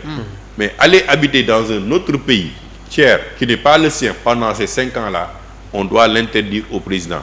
ba ñu clarifier loolu yëpp mu dem. et soit Maroc bi lu la si comprendre. Maroc nee naa leen Maroc Mohamed Sy c'est le meilleur ami de Karim Wade. c'est son ami pour dire vrai. tey bu nekkee protection laay wut mënoon na dem yeneen dëkk bu nekkee ne dañuy waxtaan ci biir deal damay ne Mohamed man nangul naa la defal lii mais damay ñëw toog foofu comme ça man ak yooyu ñuy toog di waxtaan ñu waxtaan ak Karim tamit li ma ko defoon na ko fàtte ñu commencé moom ñu jéem a xool naka lay bokkee dans le jeu mu bokk ci li ñuy gagner élection yi. ba pare ñun ñu mën a téye économie bi xool naka la ñuy influencer la zone parce qu'il y a beaucoup de jeux d'influence dans la sous-région. parce que homme politique li ko gën a intéressé. mooy influence bu mu am na ñoo xam ne mosuñu falu seen àdduna te duñu mës a falu mais tey influence bu ñu am ci dëkk bi. benn président mu fi toog te du dem seeti leen waxta ak ñoom. te nit ñi duñu leen gis mais ils sont tellement puissants. et dans l'ombre que yow da ngay ne man xaw ma woon ci àdduna que ñii existé nañu. kon ñàkk bokk Karim bëri na ay dégâts.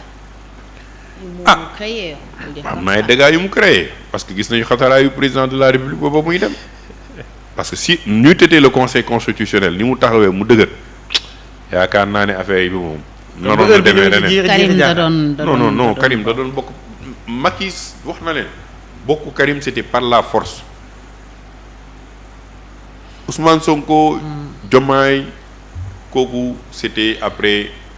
des plans ba capoté. mooy hors-jeu bi quoi. ok amatuñ ci solo nañuy jëlee c'est le plan C de Macky. plan B bi capoté na nañ dem ci plan C bi à un moment dégg ngeen sax ñuy wax Boun Abdallah que ñun dañuy joxe malheureusement le monsieur était malade yàlla na ko yàlla yërëm te xaari ko un grand monsieur. vraiment un grand monsieur boo xam ne on salue sa mémoire que je connais bien macha allah mais il est parti donc à la dernière minute le groupe de l'APR certains ont décidé finalement nañ dem waxtaan ak ñoom mais la preuve le premier ministre Ousmane Sonko bu mu génnee ci déclaration lan la njëkk a wax. Macky du suñu adversaire. Macky du suñu adversaire Amadou Ba la kenn ñëpp a tiit parce que mosuñu ko dégg mu wax Amadou Ba dara du jour au lendemain dem na meeting ci biir meeting yi xale yi ne Macky dee na sul leen ko mu ne leen arrêté leen bu bëggatul bu ñu nañu fàtte wax jooju bu ñu waxati waxu Macky mais dafa fekk waxtaan nga nit ki loo xam ne jar nga léegi la nga waxoon démb yëpp. da nga koy daaneel. mais dégg doo ko muy wax ci dara ci Macky Sall. looloo indi en fait jàppale bi moo indi. jàppale bi ñoom ba ngay dem palais sax xam nga nit ñi gisee woon nañu avant. la première rencontre du palais tu quand xam nga nit bu njëkkee gis nit di nga comprendre. mais y a des gestes ak nit ñi nu ñu demee day xam ne ñii jot nañu. gisee boo wax non c'est nee naa la xam naa ne comportement ak yooyu man foog naa de 2012 à 2024 war naa mën a bind sama benn livre. bien sûr genre mémoire. genre mémoire et c'est ça aussi le drame. Nos hommes politiques n'écrivent pas leur mémoire. Au-delà de nos hommes politiques, quelqu'un comme Moustapha Niasse aujourd'hui war na bind mémoire am keroog votre collègue le journaliste kii nu mu tuddati le grand doyen kii waay te mu nekkoon Sud FM ba mu gaañoo yàggul mais une grande figure du journalisme. C'est pas Babacar Touré. non pas Babacar. Mbaye Sidi. Mbaye Sidi d'accord. yéen tey bu bindoon ay références la. oui. politique. sociologique des années qui se sont passées. il a vécu Abdou Latif Tey Coulibaly malgré tout ce qui se passait il doit écrire. pour la postérité mais pour vous-même en tant que journaliste. Moustapha Niasse pour la mémoire politique du pays pour les étudiants pour les élèves ñu xam. Tanor dem na avec des secrets yoo xam ne day c'est perdu. Macky war na toog malgré li ñu ko critiqué yëpp mu bind. demoon naa seeti Hissène Habré ma ne ko lépp lu xew Tchad c'est pas grave mais écrivez monsieur le président. pour la mémoire de l'Afrique. même si vous avez tort ou vous avez raison nous on va juger mais écrivez. mais ñàkk bind boobu moo tax après ku jóg yaakaar ne politique bi tey la commencé. alors que y a une mémoire institutionnelle y a une mémoire qui est là. qu'il est beau qu'il est bien à entretenir ba kenn ku jóg booy wax dara nga ne ko hey. période bii Ablaye Wade ci jamonoom. lii la fi defoon. ça c'est important pour la postérité. et je pense qu'il faut apprendre à le faire. nekkoon nga conseiller premier ministre Amadou Ba ce sera le dernier point naka nga comprendre aussi après retournement de situation bi contre moom qu'est-ce qui s'est passé avec Amadou Ba. mais je vous ai dit que les éléments tout à l'heure il y avait des discussions préalables. il n'était pas candidat en 2019 am na loo xam ne fekkeew ko am na peut-être les engagements que Macky jël na ko mënu ko woon wax Amadou Ba. est-ce que amul leneen parce que jot nañ fi junju ay peut-être négociation mu def ak France. yoo xam mais négociation boobu Fatou ça ne tient pas la route. ok tu sais pourquoi ça ne tient pas la route. man je parle toujours de fait. Amadou je l'ai connu ba ma nekkee député. mu nekk ministre de l'économie ma nekk parlementaire jeune parlementaire. xaw ma ko woon nii daram ni def foofu laa commencé miin Amadou au sein du parlement à ce moment-là pétrole ak gaz ba muy feeñ ak problème bi ñu am kan la woon du Thierno Alassane Sall avec le président kan moo signé woon à la place de Thierno Alassane ba mu bañee du Boun Abdallah kan moo meroon ba war ko jox français yi c'est pas le président de la République Macky Sall dans toute cette partie-là à aucun moment on a parlé de Amadou Ba. Amadou n'a jamais parlé de pétrole et du gaz.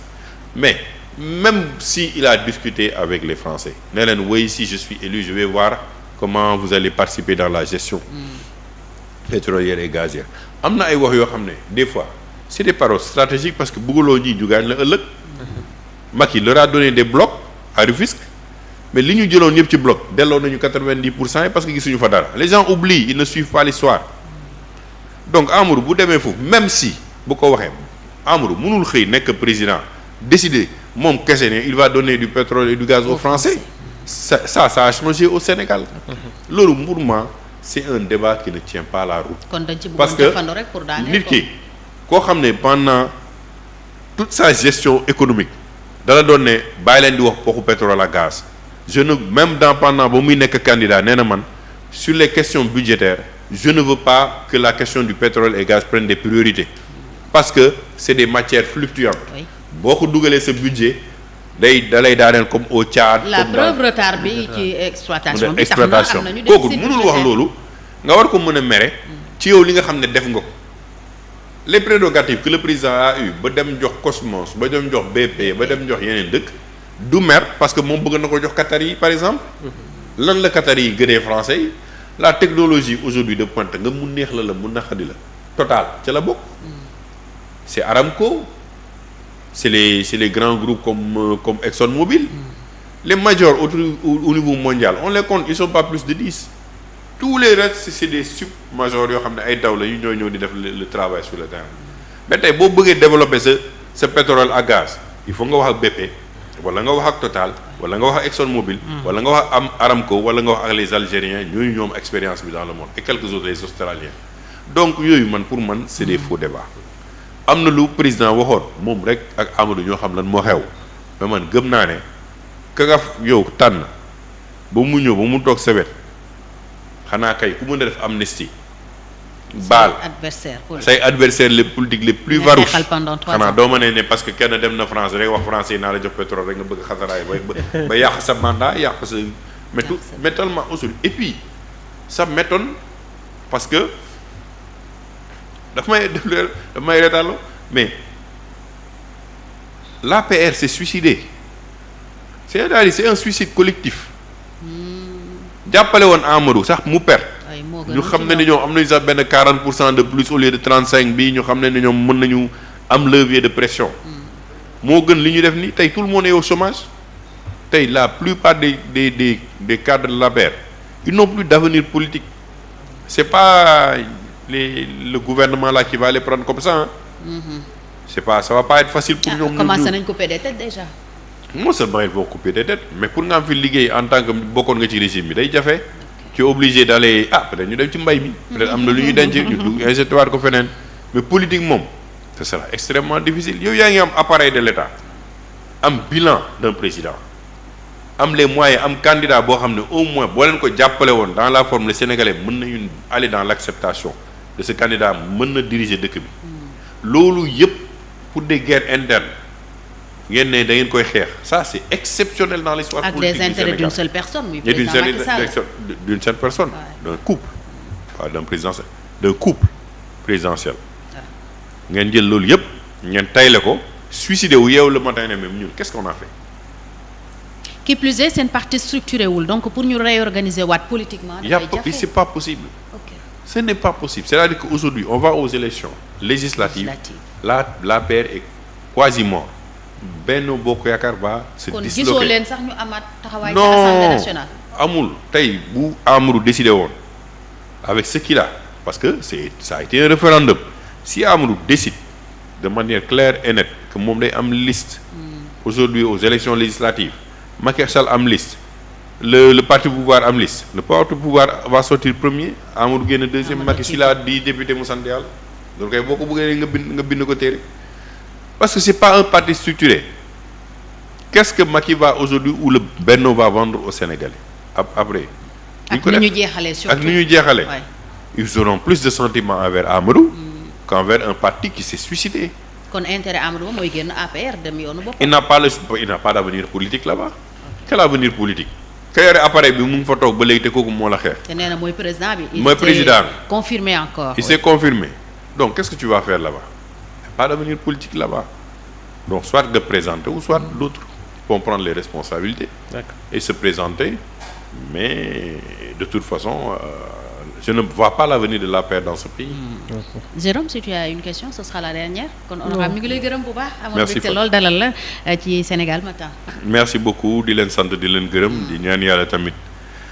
ñi fi nekk am lucidité ak patience bi pour def liggéey boo xam ne jarul ñu koy yàkkamti. ñu teg lépp ci yoon tabaxaat réew mi tabaxaat surtout jikko yi jox ku nekk cëram ñu ku nekk xam boppam aussi orienter jeunes yi dans les métiers porteurs ñu xam ne tey la ma wax sànq rek on n'est plus dans l'ère du paysan, on est dans l'ère de l'entrepreneur agricole, de l'entrepreneur dans l'élevage, de l'entrepreneur dans le secteur de la pêche. Valoriser les ressources humaines qu'on a, bañ a yaakaar ne li ñuy am ci koom-koomu pétrole ak gaz nañu delluwaat ci li Senghor njëkkoon construire mooy les ressources humaines. lépp lu ñëw te am ressources humaines yu dëgër rek dina tax ba tey dëkk bi développé.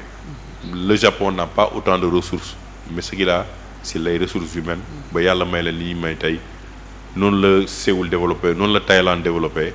Donc yooyu tamit ak ay ñoom yeneen dëkk yi Singapour benn port rek la Singapour am mais tey boo demee tu as l'impression que Singapour lu mu tey ci économie mondiale dafa bëri. yàlla na yàlla ma ñu tawféex. amiin ci àjjuma ji. et merci beaucoup. lan nar a doon sa taxawaay. Bon sama taxawaay ci dëkk bi damay continuer di participer dans le champ politique. élection législative yaa ngi ñëw ñu ngi koy préparer. da ngay bokk.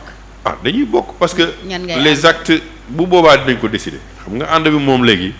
le chemin est clair suñu génération moo fi nekk. j'ai toujours dit que je suis patient parce que ci biir patience ngay gisee lu ne yàkkamtiwu ma woon parce que je savais que c'était compliqué. aujourd'hui yàlla may na ma depuis 2012 ba léegi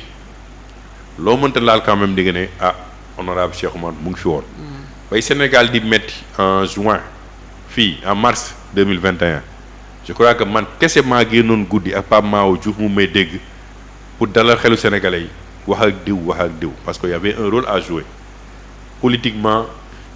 gis na régime jaar na fi fekkee naa fi lu ne